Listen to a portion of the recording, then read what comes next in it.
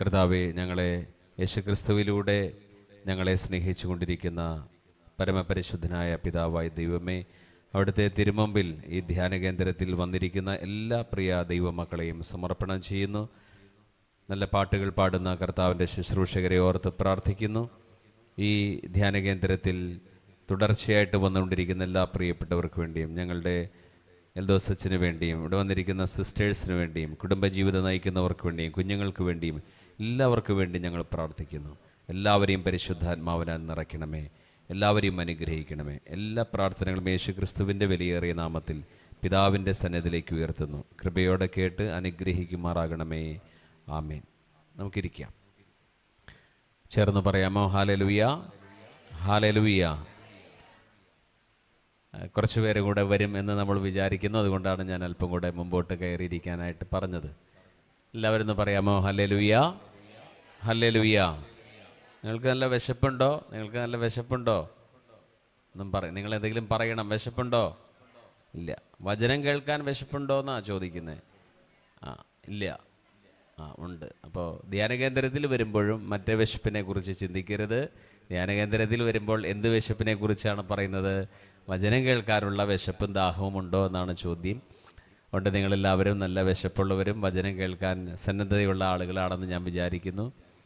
ഞാൻ രാവിലെ തന്നെ ഇവിടെ എത്തി. ചാലക്കുടിയിൽ നിന്നാണ് വരുന്നത്. ചാലക്കുടിയിൽ വന്നിട്ടുണ്ടോ? ധ്യാനകേന്ദ്രത്തിൽ, ഡിവൈൻ ധ്യാനകേന്ദ്രത്തിൽ വന്നിട്ടുണ്ടാവും. എത്ര പേര് വന്നിട്ടുണ്ടെന്ന് കൈയുയർത്തി കാണിക്കാമോ? ഓക്കെ, ധാരാളം പേര് വന്നിട്ടുണ്ട്. ഓക്കെ, അപ്പോൾ അവിടെ ചാലക്കുടിയിൽ നിന്നാണ് വരുന്നത്. എന്നെ പരിചയപ്പെടുത്തി ഇപ്പോൾ സൂചിപ്പിച്ചു.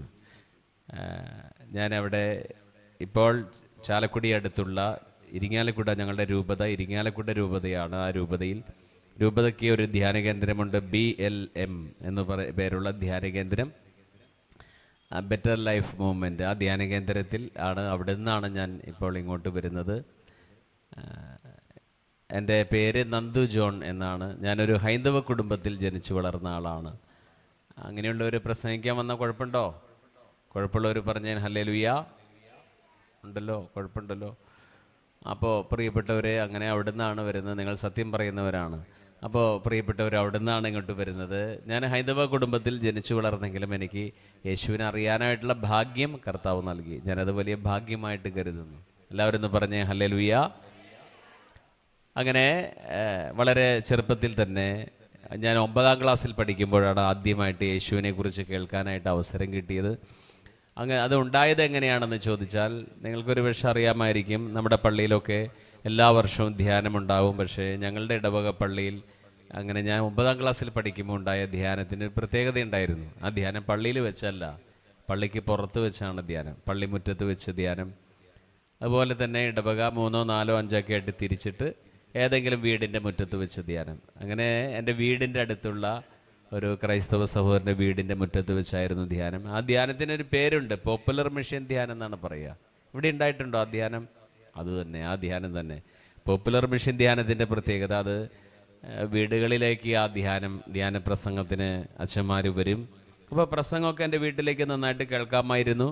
വീട്ടിലിരുന്ന് ശ്രദ്ധിച്ചു, ഇതെന്താണ് പറയുന്നതെന്ന് ശ്രദ്ധിച്ചപ്പോൾ എൻ്റെ അച്ഛൻ, പള്ളിയിലെ അച്ഛനല്ല, എൻ്റെ അച്ഛൻ പറഞ്ഞു, നന്ദു, അത് യേശുവിനെ കുറിച്ച് പഠിപ്പിക്കുന്നതാണ്, നിനക്ക് ഇഷ്ടമുണ്ടെങ്കിൽ അവിടെ പോയിരുന്ന് കേട്ടോളം പറഞ്ഞു. എൻ്റെ അച്ഛനൊരു പട്ടാളക്കാരനായിരുന്നു. പട്ടാള ചീട്ടയൊന്നും വീട്ടിലുണ്ടായിരുന്നില്ല. അച്ഛൻ പറഞ്ഞു, നീ പോയിക്കോ, അവിടെ പോയിരുന്ന് കേട്ടോ, യേശുവിനെ കുറിച്ച് പ്രസംഗിക്കുന്നതാണ്, അവിടെ പോയിരുന്ന് കേട്ടോളം പറഞ്ഞു. അങ്ങനെ നിങ്ങൾ ശ്രദ്ധിക്കുന്നുണ്ടോ വല്ലതും? അപ്പോൾ ഇവിടെ തന്നെ ശ്രദ്ധിക്കണം കേട്ടോ, വേറെ എങ്ങും ശ്രദ്ധ പോകരുത്. ഈ പ്രസംഗം നന്നായിട്ട് കേൾക്കുന്നവർക്ക് പ്രസംഗം കഴിയുമ്പോൾ 2000 രൂപ വെച്ചൊരു കവറിലിട്ട് തരുന്നു വിചാരിക്കുക. അപ്പോൾ നല്ല ശ്രദ്ധയുണ്ടാവും കേട്ടോ. ഒന്ന് പറഞ്ഞാൽ അവരും ഹല്ലേലൂയ. അങ്ങനെ വിചാരിക്കുക കേട്ടോ. ഇപ്പം എന്ത് ഉത്സാഹമായി നോക്കിയേ.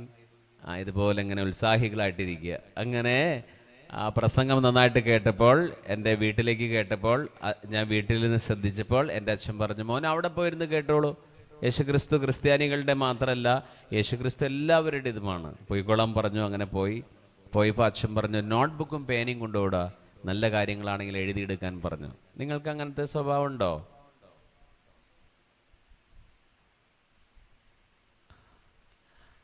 അങ്ങനെ എൻ്റെ അച്ഛൻ പറഞ്ഞു വിട്ടു, ധ്യാനം കൂടാൻ പോകുമ്പോൾ നോട്ട്ബുക്കും പേനയൊക്കെ കൊണ്ടുപോകണമെന്ന്. അങ്ങനെ ഞാനൊരു നോട്ട്ബുക്കും പേനയും കൊണ്ടുപോയി. പിന്നെ ക്രൈസ്തവരെല്ലാം പഠിച്ചു കഴിഞ്ഞിരിക്കുന്നത് കാരണം അവർക്ക് നോട്ട്ബുക്കും പേനയുടെ ആവശ്യമില്ല. ഞങ്ങളെപ്പോലുള്ളവർക്ക് അത് ആവശ്യമായി വന്നു. നിങ്ങൾക്ക് തോന്നുന്നുണ്ടോ ബ്രദർ ഇടയ്ക്ക് ഇങ്ങനെ കുത്തണ്ടെന്ന് തോന്നുന്നുണ്ടോ? അങ്ങനെ തോന്നുന്നുണ്ടെങ്കിൽ അത് ശരിയാണ് കേട്ടോ. അങ്ങനെ അവിടെ നോട്ട്ബുക്കും പേനയൊക്കെ കൊണ്ടുപോയി അവിടെ ഇരുന്നു. 5 ദിവസം പ്രസംഗം ഉണ്ടായിരുന്നു. രാവിലെ ക്ലാസ് ഉണ്ടാവും. പിന്നെ അതിരാവിലെയാണ് കേട്ടോ. അതിരാവിലെ 5 മണിക്ക് പ്രസംഗം തുടങ്ങും, ഒരു 8 മണി വരെ. പിന്നെ പഠിക്കാൻ പോകുന്നവർക്ക് പഠിക്കാൻ പോകാം, ജോലിക്ക് പോകുന്നവർക്ക് ജോലിക്ക് പോകാം. ഇവിടേക്ക് ശ്രദ്ധിക്കണേ, ഇവിടേക്ക് മാത്രം ശ്രദ്ധിക്കണം. വേറെ എങ്ങും ശ്രദ്ധ പോകരുത്.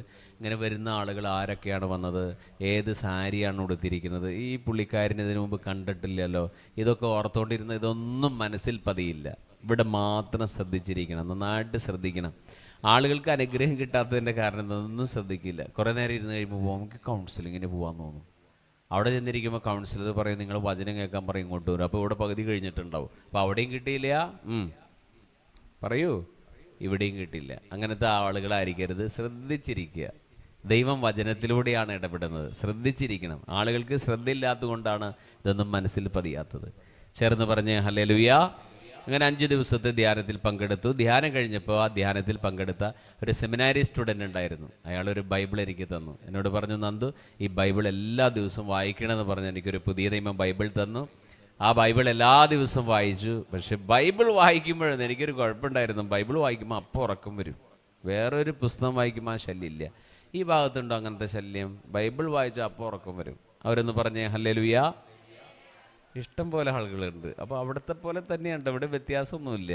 ബൈബിൾ വായിച്ചാൽ അപ്പോൾ ഉറക്കം വരും, പ്രാർത്ഥിച്ചാൽ അപ്പോൾ കോട്ടുപോകാൻ വരും, ഉറക്കം വരും. സീരിയൽ കാണുമ്പോൾ കുഴപ്പമില്ല, സിനിമ കാണുമ്പോൾ കുഴപ്പമില്ല, ഭക്ഷണം കഴിക്കുമ്പോൾ കുഴപ്പമില്ല, ഒരു കോട്ടുപോയവുമില്ല.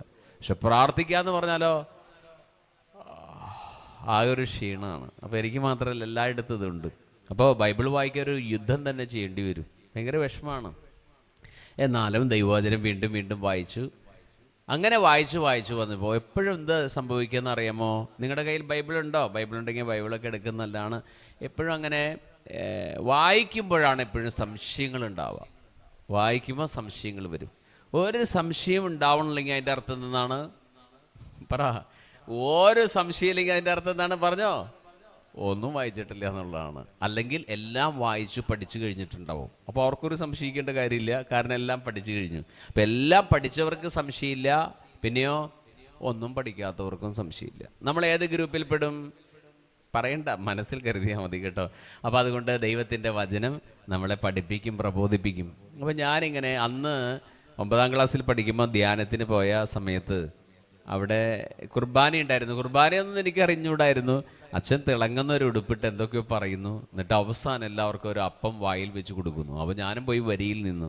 എനിക്കും കിട്ടുന്ന കരുതിയതാണ്. അപ്പോൾ ഒരു വീടിൻ്റെ മുറ്റത്താണല്ലോ ധ്യാനം നടക്കുന്നത്. അപ്പോൾ ഞാൻ അവിടെ ഒരു പാറയുടെ സൈഡിൽ ഇങ്ങനെ ഇരിക്കുക, വചനമൊക്കെ കേട്ട് കുർബാനയിലൊക്കെ സംബന്ധിച്ച് അപ്പം കൊടുക്കുന്ന കണ്ടപ്പോൾ ഞാൻ ഓടിച്ചെന്നു. ഞാൻ വരിയിൽ നിന്നു. വരിയിൽ നിന്നപ്പോൾ എൻ്റെ കൂട്ടുകാരൻ, അദ്ദേഹം ക്രൈസ്തവ സഹോദരനാണ്, അദ്ദേഹം എന്നെ വിളിച്ചു, ഇങ്ങനെ വിളിച്ചു. അപ്പം ഞാനിങ്ങനെ അങ്ങോട്ട് നോക്കിയപ്പോൾ അവൻ പറഞ്ഞു, നീ ഇങ്ങോട്ട് വരാൻ പറഞ്ഞു. അപ്പം ഞാൻ ആംഗ്യ ഭാഷ കാണിച്ചു, തിന്നിട്ട് വരാം എന്ന് പറഞ്ഞു. അപ്പോൾ അവൻ പറഞ്ഞു പാടില്ല എന്ന് പറഞ്ഞു. അപ്പോൾ എന്തോ പന്തികേടുണ്ട്, ഞാൻ അവിടെ ചെന്നിട്ട് അച്ഛൻ തന്നില്ലെങ്കിലോ നാണക്കേടാവും, വിവരം തിരക്കിയിട്ട് വീണ്ടും വന്ന് നിൽക്കാമെന്ന് കരുതി. വിവരം തിരക്കാൻ അവൻ്റെ അടുത്ത് പോയപ്പോൾ അവൻ പറഞ്ഞു, നീ മാമോദീസം മുങ്ങിയിട്ടുണ്ടോ എന്ന് ചോദിച്ചു. ഇല്ല, ഞാൻ ഹിന്ദു അല്ലേ, ഞങ്ങൾക്ക് സ്വന്തമായിട്ട് അമ്പലമൊക്കെ ഉള്ള അവിടെ. അപ്പോൾ അമ്പലവാസിയായി ഞാനും എങ്ങനെ മാമോദീസം മുങ്ങുന്നത്? നിനക്ക് ഈ അപ്പം തരൂല്ല, ഇതെവിടെ ഇരുന്നോളാൻ പറഞ്ഞു. അപ്പോൾ ഞാൻ പറഞ്ഞു, ഇവിടെ സ്നേഹവിരുന്നിന് എൻ്റെ വീട്ടിൽ നിന്ന് കൊണ്ടുവന്ന വട്ടയപ്പൊക്കെ നിങ്ങൾ തിന്നല്ലോ, എന്താ ഈ അപ്പം എനിക്ക് തരാത്തേന്ന് ചോദിച്ചു. അപ്പോൾ അവൻ പറഞ്ഞു, ആ അപ്പം പോലെയല്ല ഈ അപ്പം, ഇത് കുർബാന അപ്പം എന്ന് പറഞ്ഞു. അപ്പം ഞാൻ ചോദിച്ചു, എന്താ ഈ കുർബാന എന്ന് ചോദിച്ചു. കേൾക്കണേ, ശ്രദ്ധിച്ച് കേൾക്കണേ, സൺഡേ സ്കൂളിൽ പഠിക്കുന്ന കുട്ടികളൊക്കെ ശ്രദ്ധിക്കണേ. 9ാം ക്ലാസ്സുകാരനാണ് ഞാൻ, എൻ്റെ കൂട്ടുകാരനും 9ലാണ് പഠിക്കുന്നത്.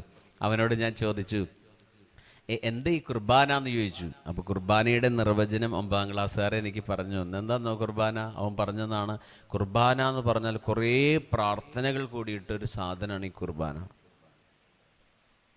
ഇതാണ് കുർബാനയുടെ നിർവചനം 9ാം ക്ലാസ്സുകാരൻ പറഞ്ഞു തന്നെ. എനിക്ക് മനസ്സിലായി ഇവൻ്റെ തലച്ചോറിൻ്റെ സ്ഥാനത്ത് എന്തോ ചാണകവെള്ളമാണ്, ഇവനിതൊന്നും എനിക്ക് പറഞ്ഞു തരാൻ കഴിവില്ല, അത് മനസ്സിലായി. ഏതായാലും കുർബാനയൊന്നും എനിക്ക് കിട്ടിയില്ല. ഞാൻ വീട്ടിലേക്ക് പോരും ചെയ്തു. പിന്നെ എനിക്കൊരു ആഗ്രഹം വന്നു, ഈ പുസ്തകത്തിൽ എഴുതി പഠിക്കാൻ എന്ത് ചെയ്യണം എന്നൊരാഗ്രഹം വന്നു. അങ്ങനെ ഇരിക്കുമ്പോഴാണ് എൻ്റെ വീടിൻ്റെ മുൻവശത്തൊരു യാക്കോബായ സഭയിലുള്ളൊരു കുടുംബമുണ്ട്. നല്ല വീട്ടുകാരുണ്ടോ.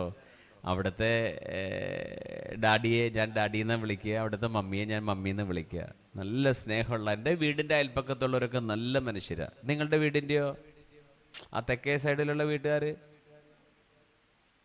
ആ തെക്കേ സൈഡിൽ ശരിക്കും ഓർത്തിട്ട് പറയണം. ഓർത്തപ്പോൾ പറയാൻ പറ്റണില്ല. അങ്ങനെ വിഷമമുള്ളവർ പറഞ്ഞ് ഹല്ലേലൂയ. ആടാ, ഞാൻ പറഞ്ഞില്ലേ, സത്യമാണ്. ഇവിടെ എല്ലാവരും സത്യം പറയുന്നവരാണ്. അപ്പോൾ അച്ഛൻ കുമ്പസാരിപ്പിക്കാൻ വന്നിട്ടുണ്ടെങ്കിൽ അതൊക്കെ ആ കുശുമ്പും വഴക്കൊക്കെ ഒന്ന് പറഞ്ഞോളെ, അത് മറക്കരുത്. അപ്പോൾ എന്തൊക്കെയാണെങ്കിലും അവിടെ ഇപ്പം എല്ലാവരും ശ്രദ്ധിക്കുന്നു. ആളുകൾക്ക് മനസ്സിലായി ഇയാൾ നന്ദുവല്ല ജന്തുവാണ്, വളരെ സൂക്ഷിച്ചിരുന്നില്ലെങ്കിൽ പണി കിട്ടുന്നു മനസ്സിലായി തുടങ്ങി. എന്താണെങ്കിലും എൻ്റെ വീടിൻ്റെ മുൻവശത്തുള്ള ആ ഡാഡിയും മമ്മിയും, പിന്നെ അവിടെ റീന ചേച്ചിയുണ്ട്, റൂബിയുണ്ട്, റോയ് ചേട്ടനുണ്ട്. ഞാൻ അവിടെ ചെന്നപ്പോൾ അവരുടെ ബൈബിൾ കണ്ടു. സത്യവേദ പുസ്തകം എന്ന് പറഞ്ഞ ബൈബിളാണ്. അപ്പം ഞാൻ ആ ബൈബിൾ നോക്കിയപ്പോൾ ആ ബൈബിളിൽ 66 പുസ്തകങ്ങളുള്ളൂ. അവർ മൊത്തം പുസ്തകം എണ്ണി നോക്കിയാൽ 66 നമ്മുടെ കയ്യിലിരിക്കുന്ന ബൈബിളിലെ പുസ്തകം എണ്ണിയപ്പോൾ എത്ര ഉണ്ട്? 73 പുസ്തകങ്ങളുണ്ട്. അത് നമ്മുടെ ഇതിൽ കൂടുതൽ, അതെന്താ അതിൽ കുറവ്? അപ്പോൾ സംശയം തീർക്കാൻ വേണ്ടി ഞാൻ എൻ്റെ കൂട്ടുകാരോടൊക്കെ ചോദിച്ചു. അവർക്കൊരു വെളിവില്ല, പറഞ്ഞുതരാൻ കഴിയില്ല. അപ്പോൾ ഇതിനെപ്പറ്റി ആധികാരികമായിട്ട് ആർക്ക് പറയാൻ പറ്റും? പള്ളിയിലെ അച്ഛന് പറ്റും. അപ്പോൾ അച്ഛൻ്റെ അടുത്തേക്ക് ഞാൻ പോയി. അച്ഛൻ ചോദിച്ചു, നീ ഏതാണെന്ന് ചോദിച്ചു. ഞാനിവിടെ അടുത്തുള്ള അച്ഛാ 2 മിഠായിയൊക്കെ എനിക്ക് തന്നു. അച്ഛനോട് ഞാൻ ചോദിച്ചു, അച്ഛാ ഈ കത്തോലിക്കൻ്റെ ബൈബിളിൽ 73 പുസ്തകങ്ങളും യാക്കോബായക്കാരുടെ ബൈബിളിൽ 66 പുസ്തകങ്ങളാണ്, ഇതെന്താ എൻ്റെ മറിയെന്ന് ചോദിച്ചു. അപ്പോൾ ജനൽ തുറന്നിട്ടിരിക്കുക. അച്ഛൻ്റെ മുമ്പിൽ ഞാൻ കസേരയിലിരിക്കുന്നു. അച്ഛൻ ജനലിലൂടെ പുറത്തേക്ക് നോക്കി, ദൂരേക്ക് നോക്കിയിട്ട് അച്ഛൻ എന്നോട് പറഞ്ഞു, നന്ദു, കുറേ പഠിക്കാനുണ്ട്. അച്ഛൻ ദൂരേക്ക് നോക്കി കുറേ പഠിക്കാനുണ്ടെന്ന് പറഞ്ഞ ആ വാക്കുകൾ എൻ്റെ മനസ്സിനെ വല്ലാതെ സ്പർശിച്ചു. കുറേ പഠിക്കാനുണ്ട്. ഇപ്പം ഞാൻ പറഞ്ഞു തന്നാൽ നിനക്ക് മനസ്സിലാവില്ല, എങ്കിലും ഞാൻ പറയാം. കൂടുതലുള്ള പുസ്തകങ്ങളെ അപ്പോക്രിഫൽ ബുക്സ് എന്ന് പറയും. നിനക്ക് വല്ലതും മനസ്സിലാവുന്നുണ്ടെന്ന് ചോദിച്ചു. ഞാൻ പറഞ്ഞു, എനിക്ക് മനസ്സിലാവണില്ല. അതാ ഞാൻ പറഞ്ഞേ കുറേ പഠിക്കാനുണ്ടെന്ന്. അപ്പോൾ എനിക്ക് മനസ്സിലായി, ഈ ബൈബിൾ ധാരാളം വായിക്കുകയും ചിന്തിക്കുകയും ചെയ്യണം, പഠിക്കാനുള്ളതാണത്. ഇത് പഠിച്ചില്ലെങ്കിൽ ചെയ്യാൻ പറ്റത്തില്ല. ഇപ്പം ജന്മനാ തന്നെ ചില കുട്ടികൾക്ക് ഡാൻസ് ചെയ്യാൻ കഴിവുള്ളവരുണ്ടാവും. അവർ പാട്ട് വെച്ച് കൊടുത്ത് നന്നായിട്ട് ഡാൻസ് ചെയ്യും. ഒരു പാട്ട് വെച്ച് കൊടുത്ത് നന്നായിട്ട് ഡാൻസ് ചെയ്തു. പക്ഷെ ഡാൻസ് ശരിക്കും പഠിച്ച ആൾ പറയും, ഇത് എന്തീ കാണിക്കണേന്ന് ചോദിക്കും. കാരണം എന്താ? ഡാൻസ് പഠിച്ച മാസ്റ്റർക്ക് അറിയാം ഇവിടെ ചുമ്മാ ചാടും മറിയാ ചെയ്യണേ. നമ്മളെന്ത് പറയും? ഭയങ്കര ഡാൻസായിരുന്നു പറയും. ഡാൻസിനെ പറ്റി പഠിച്ച ആൾ പറയും, ഇത് ചുമ്മാ ചാടുമല്ലോ അറിയില്ല എന്ന് പറയും. അതിന് വിധി നിർണ്ണയിക്കാൻ ആർക്കാ പറ്റുക? ഡാൻസ് പഠിപ്പിക്കുന്ന ആൾക്കേ പറ്റുള്ളൂ. ഇതുപോലെ ഓരോ വിഷയങ്ങളും ശരിയായി പഠിക്കാതിരുന്നാൽ പറയുന്ന മുഴുവൻ തെറ്റും, പാളിപ്പോവും, മനസ്സിലാവില്ല. അപ്പം ഞാൻ അച്ഛനോട് പറഞ്ഞു, അച്ഛനോട് പറയാൻ ആഗ്രഹിച്ചു, അച്ഛൻ ഞാനിവിടെ പഠിക്കാൻ വന്നോട്ടെ, കാറ്റഗിസം പഠിക്കാൻ വന്നോട്ടെ, നീ അച്ഛനും മാമോദീസം മുങ്ങാൻ പറഞ്ഞാലോ? വേണ്ട അച്ഛൻ, ഞാൻ പോവാന്ന് പറഞ്ഞു. അപ്പം അച്ഛൻ 2 മിഠായി കൂടെ തന്നിട്ട് പറഞ്ഞു, ഇടയ്ക്കൊക്കെ വരണം കേട്ടോ പള്ളിയിൽ എന്ന് പറഞ്ഞു. അങ്ങനെ പള്ളിയിൽ നിന്ന് ഇറങ്ങി, ഞാൻ പള്ളിമേടെ നിന്ന് ഇറങ്ങിപ്പോയി. പള്ളിയുടെ ഉൾവശത്തേക്ക്, പള്ളിയുടെ പുറകുവശത്തെ വാതിലൂടെ നോക്കിയപ്പോൾ യേശുവിനെ കുരിശിൽ തറച്ച് വെച്ച ഒരു രൂപം കണ്ടു. എനിക്ക് വല്ലാത്ത പേടി തോന്നി. ഇത് രക്തം ഒഴുകുന്നതൊക്കെയാണ് വരച്ചും ഈ പ്രതിമേനെ ഉണ്ടാക്കി വെച്ചിരിക്കുന്നത്. ഇതിൻ്റെ അകത്ത് വെച്ച് എങ്ങനെയാണ് മനുഷ്യൻ പ്രാർത്ഥിക്കണേ? എനിക്ക് വല്ലാത്ത പേടി തോന്നി. പിന്നെ ഞാൻ പള്ളിക്കകത്ത് കയറിയിട്ടില്ല. സ്കൂൾ വിട്ട് അതിലേ പോകുമ്പോൾ പള്ളിയുടെ ഉള്ളിലേക്ക് നോക്കും. ആ ക്രൂശിത രൂപം കാണുമ്പോൾ എനിക്ക് പേടിയായിരുന്നു. ദൈവമേ, ഒരാളെ കുരിശിൽ തറച്ച് വെച്ചിരിക്കുന്നല്ലേ, ഇതിൻ്റെ അകത്ത് വെച്ച് എങ്ങനെയാണ് പ്രാർത്ഥിക്കണേ? ഇതൊരു ഭീകരമായ ദൃശ്യമെന്നൊക്കെ അന്നെനിക്ക് തോന്നി. കാലങ്ങൾ പിന്നിട്ടപ്പോൾ മനസ്സിലായി, എനിക്ക് പകരം എൻ്റെ പാപത്തിന് യാഗമായ ദൈവപുത്രനാണ് കിടക്കുന്നത്. എനിക്ക് സ്നേഹമായിരുന്നു അത് കാണുമ്പോൾ. പക്ഷെ മനസ്സിലാക്കാത്തടത്തോളം കാലം ഇതെന്താണെന്നായിരുന്നു എൻ്റെ ചിന്ത. അങ്ങനെ ബൈബിൾ എവിടെയെങ്കിലും പഠിപ്പിക്കണ്ടോ എന്നറിയാൻ ഞാൻ നോക്കി. അപ്പോഴല്ലേ ഒരു സ്ഥലത്ത് നമ്മളെ പോലുള്ള വിവാഹം കഴിച്ചൊക്കെ ജീവിക്കുന്ന ആൾക്കാരെ ബൈബിൾ പഠിപ്പിക്കുന്ന, അല്ലെങ്കിൽ അൽമായരെ ബൈബിൾ പഠിപ്പിക്കുന്ന സ്ഥലം. അന്ന് ഞാൻ വിവാഹമൊന്നും കഴിഞ്ഞില്ല, 10-20 വയസ്സായ സമയത്ത്. അങ്ങനെ ആ സെൻറ്ററിൽ ഞാൻ പോയി. ജെസ്യൂട്ട് സഭയിൽപ്പെട്ട SJക്കാരാണ്, സൊസൈറ്റി ഓഫ് ജീസസ്. അവിടെ പോയി, ഇവിടെ ബൈബിൾ പഠിപ്പിക്കുന്നുണ്ടല്ലോ, ഞാൻ ചേർന്നോട്ടെ എന്ന് ചോദിച്ചു. അപ്പോൾ അച്ഛനെൻ്റെ പേരൊക്കെ ചോദിച്ചു. ഞാൻ നന്ദു എന്ന് പേര് പറഞ്ഞു. അപ്പോൾ അച്ഛൻ പറഞ്ഞു, ബൈബിൾ പഠിപ്പിക്കുന്നുണ്ട്, പക്ഷെ 60 വയസ്സായിട്ട് വരണം, എന്നാലേ പഠിപ്പിക്കുള്ളൂ എന്ന് പറഞ്ഞു. 60 വയസ്സ് വരെ ജീവിച്ചിരിക്കുമോ ആർക്കറിയാം. അപ്പം ഞാൻ പറഞ്ഞു, അച്ഛാ ഈ 60 വയസ്സായിട്ട് എനിക്ക് വരാൻ പറ്റുമോ? ചത്തുപോയാലോ, വല്ല വണ്ടി ഇടിച്ചോ, വല്ല ഇടിവിട്ടോ എന്ന് പറഞ്ഞാൽ ഇടി വെട്ടിയ പോരെ കേട്ടോ. ഇപ്പോൾ തന്നെ പേടിക്കുന്നു. അപ്പോൾ ഒരു ഇടി വെട്ടിയ പോരെ കാര്യങ്ങൾ തീരുമാനമാവാൻ. 2 ആൾ ഉറങ്ങണ്ടായിരുന്നു, അതുകൊണ്ട് ഞാൻ അങ്ങനെ ചെയ്തു. അവരിപ്പോൾ എഴുന്നേറ്റ്, ഗുഡ് മോർണിംഗ്. ഉറങ്ങിയവർ പറഞ്ഞ് ഹല്ലേലൂയ. വേണ്ട, ഞാൻ പറഞ്ഞു 2 ആളുണ്ടായിരുന്നു. അപ്പോൾ അങ്ങനെ നല്ല ആളുകളുണ്ടോ ഇവിടെയുള്ള ആളുകൾ? നല്ല ആളുകളാണ്, എല്ലാം തുറന്ന് സമ്മതിക്കുന്നവരാണ്. എന്താണെങ്കിലും അവിടെ അച്ഛൻ പറഞ്ഞു 60 വയസ്സായിട്ടേ പഠിപ്പിക്കുള്ളൂ എന്ന് പറഞ്ഞു. അപ്പോൾ അവിടെ വേറൊരു അച്ഛരിപ്പുണ്ട്. അച്ഛൻ്റെ അടുത്ത് ചോദിച്ചു, അച്ഛൻ ഞാനിങ്ങനെ ബൈബിൾ ഇവിടെ പഠിപ്പിക്കേണ്ടെന്ന് അറിഞ്ഞിട്ട് വന്നാൽ എന്നെ കൂടെ പഠിപ്പിക്കുമോ? പേര് ചോദിച്ചു. അപ്പോൾ ഞാൻ ചോദിച്ചു, ഹിന്ദു ആയതുകൊണ്ടാണോ പഠിപ്പിക്കാത്തത്? അതൊന്നുമല്ല മോനെ, ഇത് പൂനെ സെമിനാരിലേക്ക് ഈ അസൈൻമെൻ്റൊക്കെ എഴുതി കൊടുക്കണം, നിങ്ങൾ എഴുതി തരുന്നത് അത് അയച്ചു കൊടുക്കണം. പിന്നെ അതൊക്കെ നിങ്ങൾക്ക് പാടാണ് അസൈൻമെൻ്റൊക്കെ എഴുതി തരാൻ. ഞാൻ എഴുതി തരാം അച്ഛൻ, എന്നെ പഠിപ്പിച്ചാൽ മതി, ഞാൻ എഴുതി തരാം. വേണ്ട, നീ കുറച്ച് വയസ്സായിട്ട് വാ. ഷീടാ, ഇത് വയസ്സന്മാർക്ക് പഠിക്കാനുള്ള പുസ്തകമാണോ അത്? പിന്നെ ഒരു അച്ഛനെ കണ്ടു, ആ അച്ഛനും പറഞ്ഞു പഠിപ്പിക്കില്ലെന്ന് പറഞ്ഞു. നിങ്ങൾ ജോലിയൊക്കെ കഴിഞ്ഞ് റിട്ടയർമെൻറ്റ് പീരീഡിലുള്ളവരെ പഠിപ്പിക്കുള്ളൂ എന്ന് പറഞ്ഞു. അങ്ങനെ ഞാൻ അവിടെ നിന്ന് ഇറങ്ങി വന്നപ്പോൾ അവിടുത്തെ അച്ഛനോട്, മുതിർന്ന അച്ഛനോട് പറഞ്ഞു, കണ്ട കിളവന്മാരെ പഠിപ്പിച്ചിട്ട് കാര്യമുണ്ടോ, ചോര നീരുള്ളവരെ പഠിപ്പിക്കണമെന്ന് പറഞ്ഞു. അപ്പോൾ അച്ഛൻ എന്നോട് ഇങ്ങനെ കൈയടിച്ചിട്ട് എന്നോട് പറഞ്ഞു, വാടോ ക്ലാസ്സിൽ പോയി ഇരുന്നോളാം പറഞ്ഞു. അത്രയും പറഞ്ഞപ്പോഴേ നീ ഇരുത്തിയെ പ്രിയപ്പെട്ടവരെ. എന്ത് പറഞ്ഞപ്പോഴേ ഇരുത്തിയേ? പറഞ്ഞോളൂ. കിളവന്മാരെ പഠിപ്പിച്ചിട്ട് എന്ത് കാര്യം? പറ.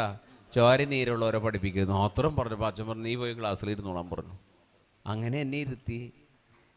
അങ്ങനെ 2 കൊല്ലം ഞാൻ അവിടെ ഇരുന്നു. അപ്പോഴാണ് എനിക്ക് ഈ പുസ്തകം ധാരാളം പഠിക്കാനുള്ളതെന്ന് മനസ്സിലായി. ഇപ്പോഴും ഒന്നും അറിഞ്ഞുകൂടാ, എന്തൊക്കെയോ അവിടെ ഇവിടെയൊക്കെ കിട്ടി. ഏതൊരു ശാസ്ത്രജ്ഞൻ പറഞ്ഞതുപോലെ, ഇങ്ങനെ കടൽ തീരത്ത് നടക്കുമ്പോൾ 2-3 ചിപ്പി എനിക്കും കിട്ടിയെന്ന് പറഞ്ഞ പോലെ. എത്രയേ ഉള്ളൂ, ഇതൊരു സാഗരമാണ്. അതുകൊണ്ടാണെന്നോണം നമ്മൾ എടുക്കാത്തതല്ലേ. വലിയ സാഗരം അവിടെ ഇരുന്നോട്ടെ, എന്തിനാ ബുദ്ധിമുട്ടിക്കണേന്ന് കരുതി. അതുകൊണ്ട് നമ്മൾ കുറച്ച് കാര്യം നോക്കുള്ളൂ. അത് സക്കേബൂസ്, ധൂർത്തപുത്രൻ, ഒരു മുന്തിരിവള്ളി, പിന്നെ ഒരു ധനവാനും ലാസർ, ആദമോ ഒടുങ്ങും ജീവിതം. ധാരാളം കാര്യങ്ങളുണ്ട് ഇതിൽ. അപ്പോൾ അതിലേക്ക് ഇന്ന് ഞാൻ കർത്താവിനോട് പ്രാർത്ഥിച്ചു, കർത്താവേ, ഇന്ന് ഇവിടെ വരുമ്പോൾ ഏത് സന്ദേശമാണ് പറയേണ്ടതെന്ന് എൻ്റെ കയ്യിൽ നല്ലൊരു ആലോചന ദൈവം തന്നിട്ടുണ്ട്. അത് ഞാൻ നിങ്ങളോട് സംസാരിക്കാൻ പോവാം. നല്ലോണം ശ്രദ്ധിച്ചിരിക്കുന്നവർക്ക് കിട്ടും, അല്ലാത്തവർക്കൊന്നും കിട്ടൂല. റെഡിയാണോ? എനിക്ക് അത്ര അങ്ങോട്ട് ബോധ്യമായിട്ടില്ല. എന്നുറക്കെ പറഞ്ഞേ ഹല്ലേലൂയ. ഈ കസേരകൾക്കൊരു കുഴപ്പമുണ്ട്, ഇതിന് കൈപ്പിടിയില്ല, സൈഡിൽ കൈ വയ്ക്കാൻ സ്ഥലമില്ല. ഉറങ്ങിയാൽ തലയും കുത്തി താഴെ വീഴും. അതുകൊണ്ട് ഉറങ്ങരുത്, ശ്രദ്ധാപൂർവം ഇരുന്ന് കേൾക്കണം. ചേർന്ന് പറഞ്ഞേ ഹല്ലേലൂയ. അപ്പോൾ വേദപുസ്തകത്തിലെ വാക്കുകൾ വായിക്കണം, കേൾക്കണം, നിരന്തരം കേൾക്കണം. അപ്പോൾ നമ്മുടെ മനസ്സിൽ പതിയും. നിങ്ങൾ ശാലോം TV ഒക്കെ കാണാറുണ്ടോ? ചാനൽ ഇങ്ങനെ മാറ്റി പോകുമ്പോൾ ഒരു പ്രാവിൻ്റെ പടം ഒരു മൂലയ്ക്ക് കാണുന്നതാണ് ശാലോം TV. ഇനി മാറ്റി കാണുമ്പോൾ പ്രാവിൻ്റെ പടം വന്ന് അവിടെ നിർത്തണം, അത് കാണണം. അപ്പോൾ അതിൽ പല അച്ഛന്മാരുടെയും പ്രസംഗമുണ്ട്. ബോബി ജോസ് എന്ന് പറഞ്ഞൊരു അച്ഛൻ്റെ പ്രസംഗമുണ്ട്. മനസ്സിലാവില്ല നമുക്ക്. ആ അച്ഛൻ ഇങ്ങനെ വെള്ളത്തിലൊക്കെ ഇരുന്ന് പ്രസംഗിക്കണം കാണാം, അല്ലേ? കണ്ടിട്ടുണ്ടോ? ആ അച്ഛൻ്റെ പുസ്തകത്തിൽ ഞാൻ അങ്ങനെ വായിച്ചു. അച്ഛൻ ഒരാളോട് ചോദിക്കണം, നിൻ്റെ മുഖം എന്താ പൊള്ളിയിരിക്കണേന്ന് ചോദിച്ചു. മുഖം പൊള്ളിയിരിക്കുന്നു. അപ്പോൾ അദ്ദേഹം പറഞ്ഞു, ഞാനിങ്ങനെ ഷർട്ട് തേച്ചുകൊണ്ടിരിക്കുകയായിരുന്നു വെച്ചാൽ. അപ്പോൾ ആരോ ഫോൺ ചെയ്തു. ഫോണാന്ന് വിചാരിച്ച് എന്ത് ചെയ്തു, ഇസ്തിരിപ്പെട്ടി എടുത്ത് മോന്തയ്ക്ക് വെച്ചു. മോന്തയുടെ ഒരു സൈഡ് പൊള്ളിപ്പോയി. അപ്പോൾ അയ്യോ, അങ്ങനെയാ മുഖം പൊള്ളി. അപ്പോൾ അയാളുടെ മറ്റേ സൈഡും പൊള്ളിയിരിക്കുക. ഒരു സൈഡാണെങ്കിൽ മറ്റേ സൈഡ് എങ്ങനെയാണ് പൊള്ളിയെന്ന് ചോദിച്ചു. അപ്പോൾ അച്ഛൻ്റെ പുസ്തകത്തിൽ എഴുതിയത് അങ്ങനെ തന്നെ ഞാൻ പറയുകയാണ്, എന്നോട് വേറെ വിരോധമൊന്നും വിചാരിക്കരുത്. അച്ഛൻ്റെ പുസ്തകത്തിൽ അച്ഛൻ എഴുതി വെച്ചിരിക്കുകയാണ്. അയാൾ പറഞ്ഞു, അച്ഛാ ആ തെണ്ടി പിന്നെയും വിളിച്ചു എന്ന് പറഞ്ഞു. അപ്പോൾ എന്ത് പറ്റി? ഞാൻ പറഞ്ഞല്ല, അച്ഛൻ്റെ പുസ്തകത്തിൽ എഴുതിയത്. അപ്പോൾ ആള് പറ, അയൺ ബോക്സ് എടുത്ത്, അപ്പോൾ 2 സൈഡും പൊള്ളി. ഈ പൊള്ളിയ പാടുകൾ പോവാൻ വലിയ വിഷമ ആണോ അല്ലയോ? അതെ, പൊള്ളിയൻ്റെ അസുഖമൊക്കെ പെട്ടെന്ന് മാറും. എന്തെങ്കിലും ഓയിൻമെൻറ്റോ സിൽവറെക്സ് എന്ന് പറഞ്ഞൊരു മരുന്നൊക്കെ ഉണ്ട്, തേച്ചാൽ നല്ല എഫക്റ്റീവാണ്. പക്ഷെ പൊള്ളി അടയാളം പോവാൻ വലിയ വിഷമ. ഞാൻ എന്തിനാണത് പറഞ്ഞത്? കേൾക്കുന്ന വചനങ്ങളൊക്കെ പൊള്ളിയ പാട് പോലെ ഉള്ളിൽ കിടക്കണം. ഒന്നുകൂടെ പറയാം, കേൾക്കുന്ന വചനമൊക്കെ പറ, പൊള്ളിയ പാട് പോലെ ഉള്ളിൽ കിടക്കണം. അതാണ് കേൾവി. ഇപ്പോൾ അമ്മമാരോട് ഞാൻ പറയും, ഈ അമ്മമാരുടെ ഒരു പ്രത്യേകത, ഇവിടെ സഹോദരിമാരാണല്ലോ കൂടുതൽ വന്നിരിക്കുന്നത്. സഹോദരിമാരുടെ ഒരു പ്രത്യേകതയാണ്, ഇവരെ നമ്മൾ വേദനിപ്പിച്ച് എന്തെങ്കിലും പറഞ്ഞാലുണ്ടല്ലോ ആ വാക്ക് പിന്നെ പോവില്ല. ചില അമ്മമാരൊക്കെ പറയാറുണ്ട്, നിങ്ങൾ 25 കൊല്ലം മുമ്പ് ആ പ്ലാവിൻ്റെ കടയ്ക്ക് നിന്ന് പറഞ്ഞ വാക്കല്ലേ ഇപ്പോഴും എൻ്റെ മനസ്സിലുണ്ട്. അവരൊന്ന് പറഞ്ഞേ ഹല്ലേലൂയ. വേണ്ട, അത് തന്നെയാണ് ഞാൻ പറഞ്ഞത്. അങ്ങനെയുള്ള വാക്കുകൾ മനസ്സിൽ നിന്ന് പറ പോവില്ല. ഇതുപോലെ നമ്മുടെ കർത്താവ് പറയുന്ന വാക്കുകൾ മനസ്സിൽ തങ്ങി നിൽക്കണം. അപ്പോൾ ഞാൻ വിഷയത്തിലേക്ക് കയറാണ്. ഒരാളെ ഞാൻ പരിചയപ്പെടുത്താം ബൈബിളിലെ. ആ ആളെ നിങ്ങൾ നോക്കണം. വേദപുസ്തകത്തിൽ ധ്യാനകേന്ദ്രങ്ങളിൽ ബൈബിളുകൾ ഇങ്ങനെ മേടിച്ചു വയ്ക്കും. നിങ്ങളും ഇവിടെ ഓരോ ബൈബിൾ നിങ്ങൾ മേടിച്ച് ഇവിടെ വെച്ചേക്കണം.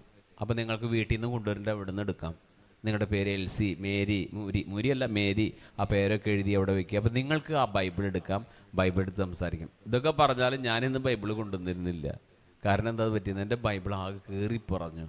അതിങ്ങനെ അപ്പം ഞാൻ ഈ പുറഞ്ചട്ട അല്പം കൂടി ഇങ്ങനെ ഫ്ലെക്സിബിൾ ആയിട്ടുള്ളൊരു ടൈപ്പ് ഉണ്ട്. അത് ഞാൻ അന്വേഷിച്ച് നടക്കുകയാണ്. പഴയ ഒരു എഡിഷൻ ബൈബിളാണ്, അത് കിട്ടണം. ഇങ്ങനത്തെ എടുക്കുമ്പോൾ ഈ സൈഡൊക്കെ പെട്ടെന്ന് കീറിപ്പോന്നു. അപ്പോൾ അതുകൊണ്ട് ഞാൻ ഇവിടുത്തെ ബൈബിളാണ് ഞാൻ എടുത്തിരിക്കുന്നത് കേട്ടോ. ചേർന്ന് പറഞ്ഞേ ഹല്ലേലൂയ, എന്നൊക്കെ പറഞ്ഞേ ഹല്ലേലൂയ. അപ്പോൾ ബൈബിളിലെ പഴയ നിയമത്തിലെ ഒരാളെ പരിചയപ്പെടുത്താണ്. അയാളുടെ സ്വഭാവം എന്ത്, അയാളുടെ പ്രകൃതി എന്തെന്നൊക്കെ നമ്മൾ നോക്കാണ്. അങ്ങനെ പഴയ നിയമത്തിൽ നിന്ന് പുതിയ നിയമത്തിലേക്ക് നമ്മൾ വരും. ഒരാളെ പരിചയപ്പെടാണ്. അയാളുടെ പേരാണ് റൂബൻ. റൂബൻ എന്ന അയാളുടെ പേര് എന്ന് പറഞ്ഞു നോക്കിയാൽ, വെപ്പുവല്ലുള്ളവർ പറയണ്ട, അല്ലാത്തവർ പറഞ്ഞാൽ മതി. പറഞ്ഞു നോക്കൂ, അത് തന്നെ റൂബൻ. റൂബൻ എന്ന പേര്. ഈ പേരിൽ നിങ്ങളുടെ മക്കളോ പേരക്കുട്ടികളോ ഉണ്ടെങ്കിൽ എന്നോടൊന്നും വിചാരിക്കരുത്. ഈ പുസ്തകത്തിലുള്ള റൂബേനെ ഞാൻ പരിചയപ്പെടുത്തണേ. ഇനി അങ്ങനെ വല്ല പേരിട്ട് എന്തെങ്കിലും പുലിവാല് പിടിച്ചെങ്കിൽ ഞാൻ ഉത്തരവാദിയല്ല. ഈ ബൈബിളിലെ കഥാപാത്രത്തെ പരിചയപ്പെടുത്തണേ കേട്ടോ. അപ്പോൾ അതുകൊണ്ട് ശ്രദ്ധാപൂർവം ഇരിക്കാം. ബൈബിളിലെ ഉൽപ്പത്തിയുടെ പുസ്തകം 49 അധ്യായത്തിലാണ് ഇത് ആരംഭിക്കുന്നത്. ഉൽപ്പത്തി 49. എല്ലാവരും ശ്രദ്ധാപൂർവം ഇരിക്കുക. അതിൻ്റെ ആദ്യത്തെ 4 വാക്യങ്ങൾ വായിക്കാം കേട്ടോ. ഇവിടെ ഒരു സൗകര്യം, ഇവിടെ കുറച്ച് പേരൊക്കെ ബൈബിൾ കൊണ്ടുവന്നിട്ടുണ്ട് അല്ലേ. ബൈബിളിലെ പേജ് നമ്പർ ഞാൻ പറയാം, 64. Page number 64. ഈ സാധാരണ ടൈപ്പ് ബൈബിളാണെങ്കിൽ പേജ് നമ്പർ 64. ഏറ്റവും വലിയ ബൈബിൾ ഉണ്ടാവും, അതിൽ പേജ് നമ്പർ വേറെ ആയിരിക്കാം. ബൈബിൾ കൊണ്ടുവരാത്തവർക്ക് നല്ല സുഖം, പേജ് നമ്പർ നോക്കണ്ട, ബൈബിൾ നോക്കണ്ട, ഇവിടേക്ക് മാത്രം നോക്കിയിരുന്നാൽ മതി. അതെ, നിങ്ങൾ ഇവിടേക്ക് മാത്രം നോക്കിയിരിക്കുക, അല്ലാത്തവർ ബൈബിൾ ശ്രദ്ധിക്കുക. ഞാൻ വായിക്കാം ആദ്യത്തെ 4 വാക്യങ്ങൾ.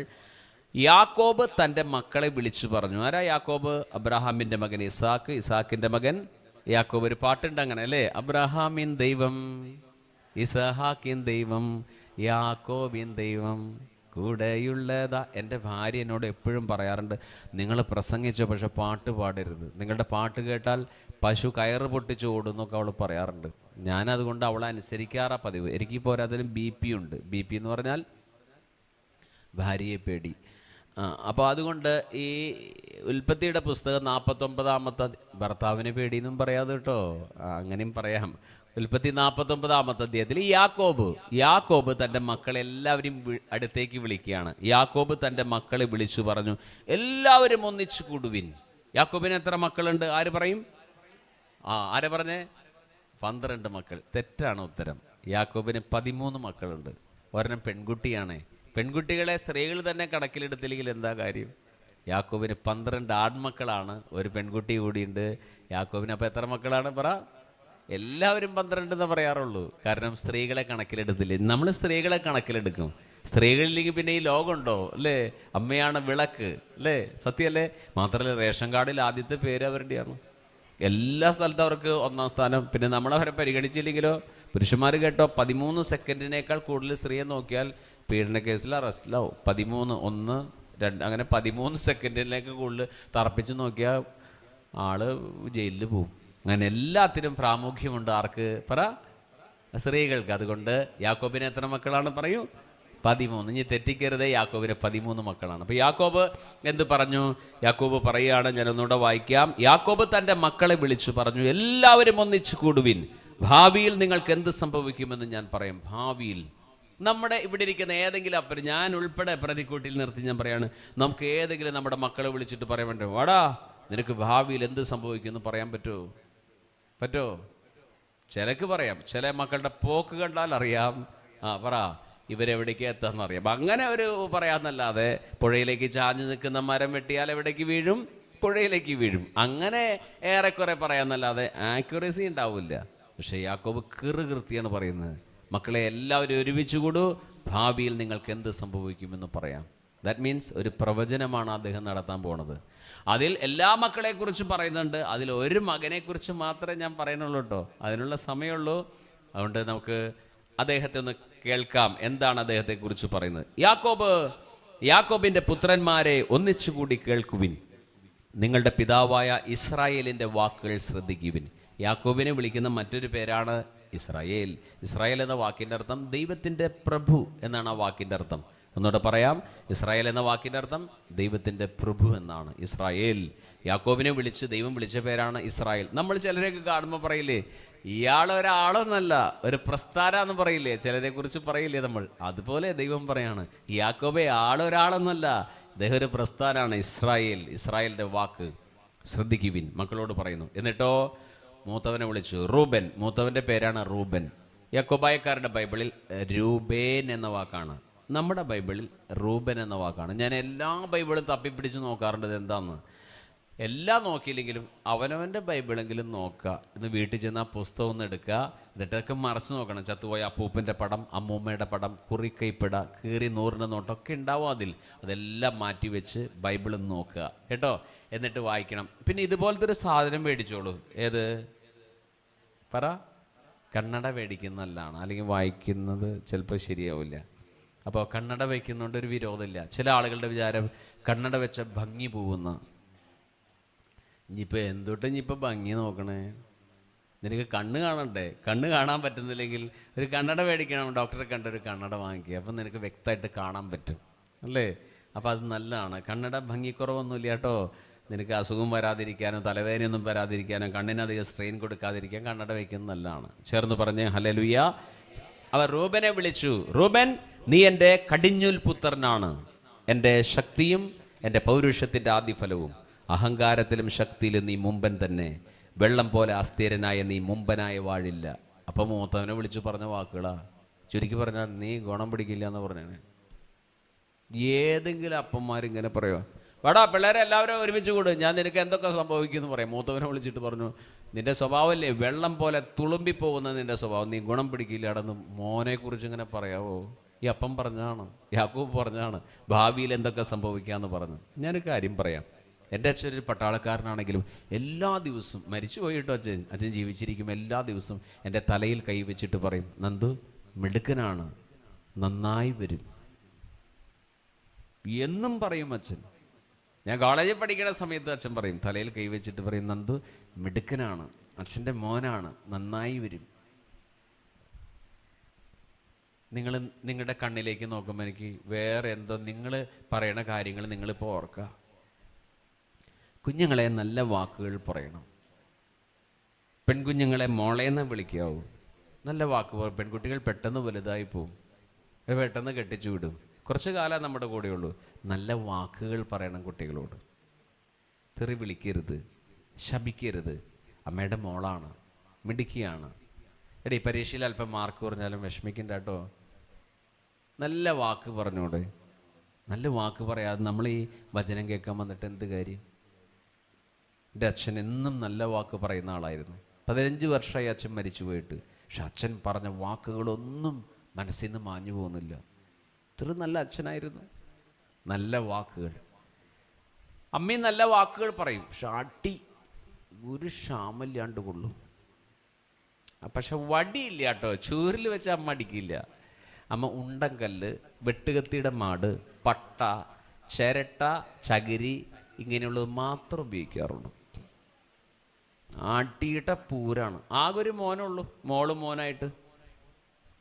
ഈ അമ്മമാരുടെ മനസ്സിൽ എന്താ വരുന്നതെന്ന് പറയട്ടെ, സെയിംപിച്ച് ഞങ്ങൾ അങ്ങനെ തന്നെയാണടാ.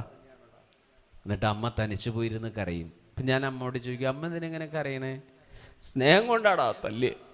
അന്നാണ് സ്നേഹത്തിൻ്റെ പര്യായ പദമാണ് പട്ട, വെട്ടുകത്തിയുടെ മാട് സ്നേഹത്തിൻ്റെ പര്യായ പദാന്ന് മനസ്സിലായി. എന്നാലും അമ്മയോട് വിരോധമില്ല കേട്ടോ. വിരോധമില്ലെന്ന് പറയാൻ കാരണം അമ്മയും മരിച്ചുപോയി. കണ്ണിൽ ക്യാൻസർ വന്ന അമ്മ മരിച്ചത്. അമ്മയുടെ ഒരു നീല നിറത്തിലുള്ള ബ്ലൗസ് ഞാൻ എടുത്തു വെച്ചിട്ടുണ്ട് എൻ്റെ അലമാരയുടെ അടിയിലെ കള്ളിയിൽ. അമ്മയെക്കുറിച്ച് ഓർമ്മ വരുമ്പോൾ ആ ബ്ലൗസ് എടുത്ത് ഞാൻ മണത്ത് നോക്കും. എൻ്റെ അമ്മയുടെ മണം. അമ്മയുള്ള കുഞ്ഞുങ്ങൾക്ക് ഇത് പറഞ്ഞാൽ മനസ്സിലാവില്ല കേട്ടോ. ഇവിടെ കുറച്ച് കുട്ടികളിരിക്കുന്നുണ്ട്, അമ്മ അടുത്തുള്ളപ്പോൾ ഇത് മനസ്സിലാവില്ല. ഒരു ദിവസം അമ്മ പോവും ഇവിടുന്ന്. അപ്പോൾ നമുക്ക് തോന്നുന്നെന്ന് നല്ല അമ്മയായിരുന്നു എന്ന് തോന്നും. അപ്പോഴേക്കും സമയം വളരെ വൈകിയിരിക്കും. അതുകൊണ്ട് എന്ത് ചെയ്യണമെന്ന് അറിയാമോ? കിട്ടിയ സമയത്ത് മുഴുവൻ എല്ലാവരെയും സ്നേഹിക്കണം, നല്ലോണം സ്നേഹിക്കണം, ഒന്നും പ്രതീക്ഷിക്കാതെ സ്നേഹിക്കണം. ആരിൽ നിന്നും ഒന്നും പ്രതീക്ഷിക്കേണ്ട, എല്ലാവർക്കും എല്ലാം ചെയ്തു കൊടുക്കുക.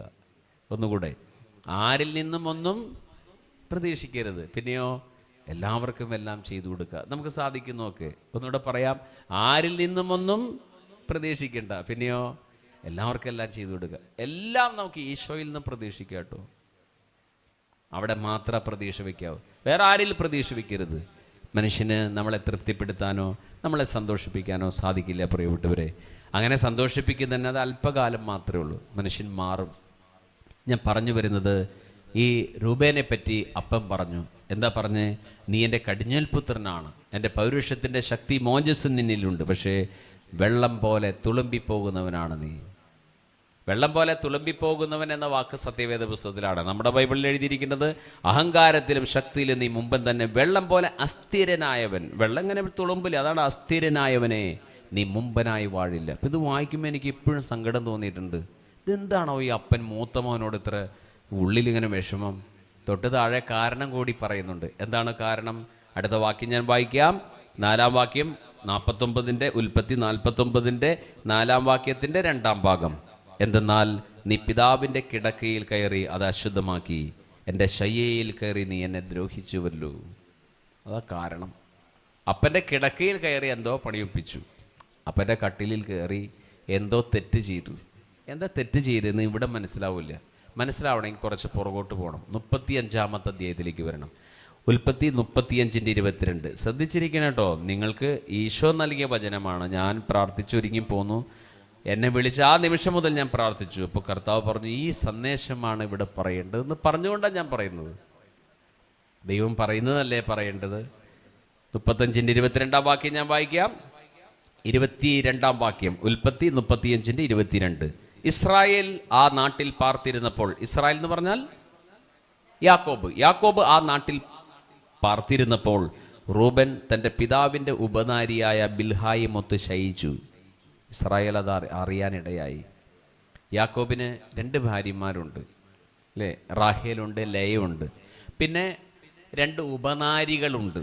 ബിൽഹ, സിൽഫ എന്നീ പേരായ 2 സ്ത്രീകളും വേറെ ഉണ്ടായിരുന്നു. അതിൽ ബിൽഹ എന്ന് പറഞ്ഞൊരു സ്ത്രീയുടെ കൂടെ എന്ന് പറഞ്ഞാൽ അപ്പൻ്റെ ഭാര്യ തന്നെ, അമ്മയ്ക്ക് തുല്യമായ സ്ത്രീയോടുകൂടെ അയാൾ പാപം ചെയ്തു എന്ന് എഴുതി വെച്ചത്. ഒന്നുകൂടെ ഞാൻ വായിക്കാം. ഇസ്രായേൽ ആ നാട്ടിൽ പാർത്തിരുന്നപ്പോൾ റൂബൻ തൻ്റെ പിതാവിൻ്റെ ഉപനാരിയായ ബിൽഹായുമൊത്ത് ശയിച്ചു. ഇസ്രായേൽ അത് അറിയാനിടയായി.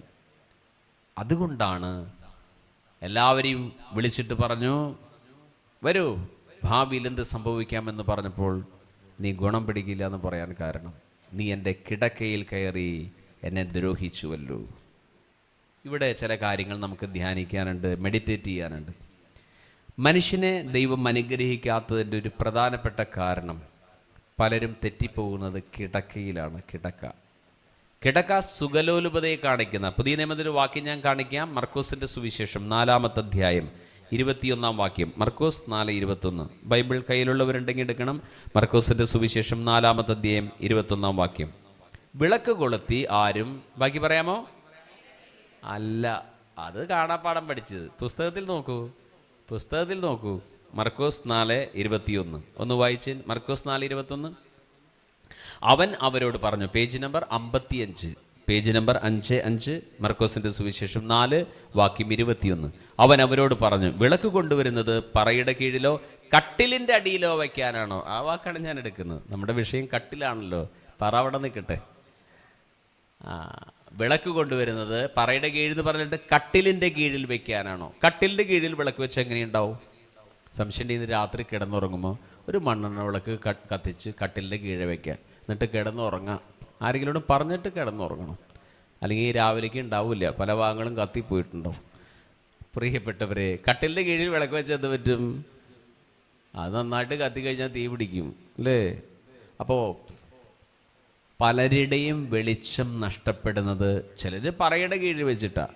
ചിലരുടെ വെളിച്ചം നഷ്ടപ്പെടുന്ന എവിടെയാണ്? കട്ടിലിൽ.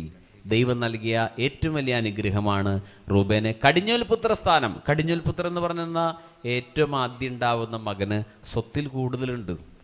ഇപ്പോൾ അപ്പനൊരു 3 ഏക്കർ സ്ഥലം ഉണ്ടെന്ന് സങ്കല്പിക്കുക. മൂത്തവൻ എത്ര കിട്ടുമെന്ന് അറിയുമോ? 2 ഏക്കർ മൂത്തവനാണ്. ബാക്കി 1 ഏക്കർ എത്ര മക്കളുണ്ട് അവരൊക്കെ ഡിവൈഡ് ചെയ്തെടുക്കണം. അപ്പോൾ സ്വത്തിൽ കൂടുതൽ ആർക്കുണ്ട്?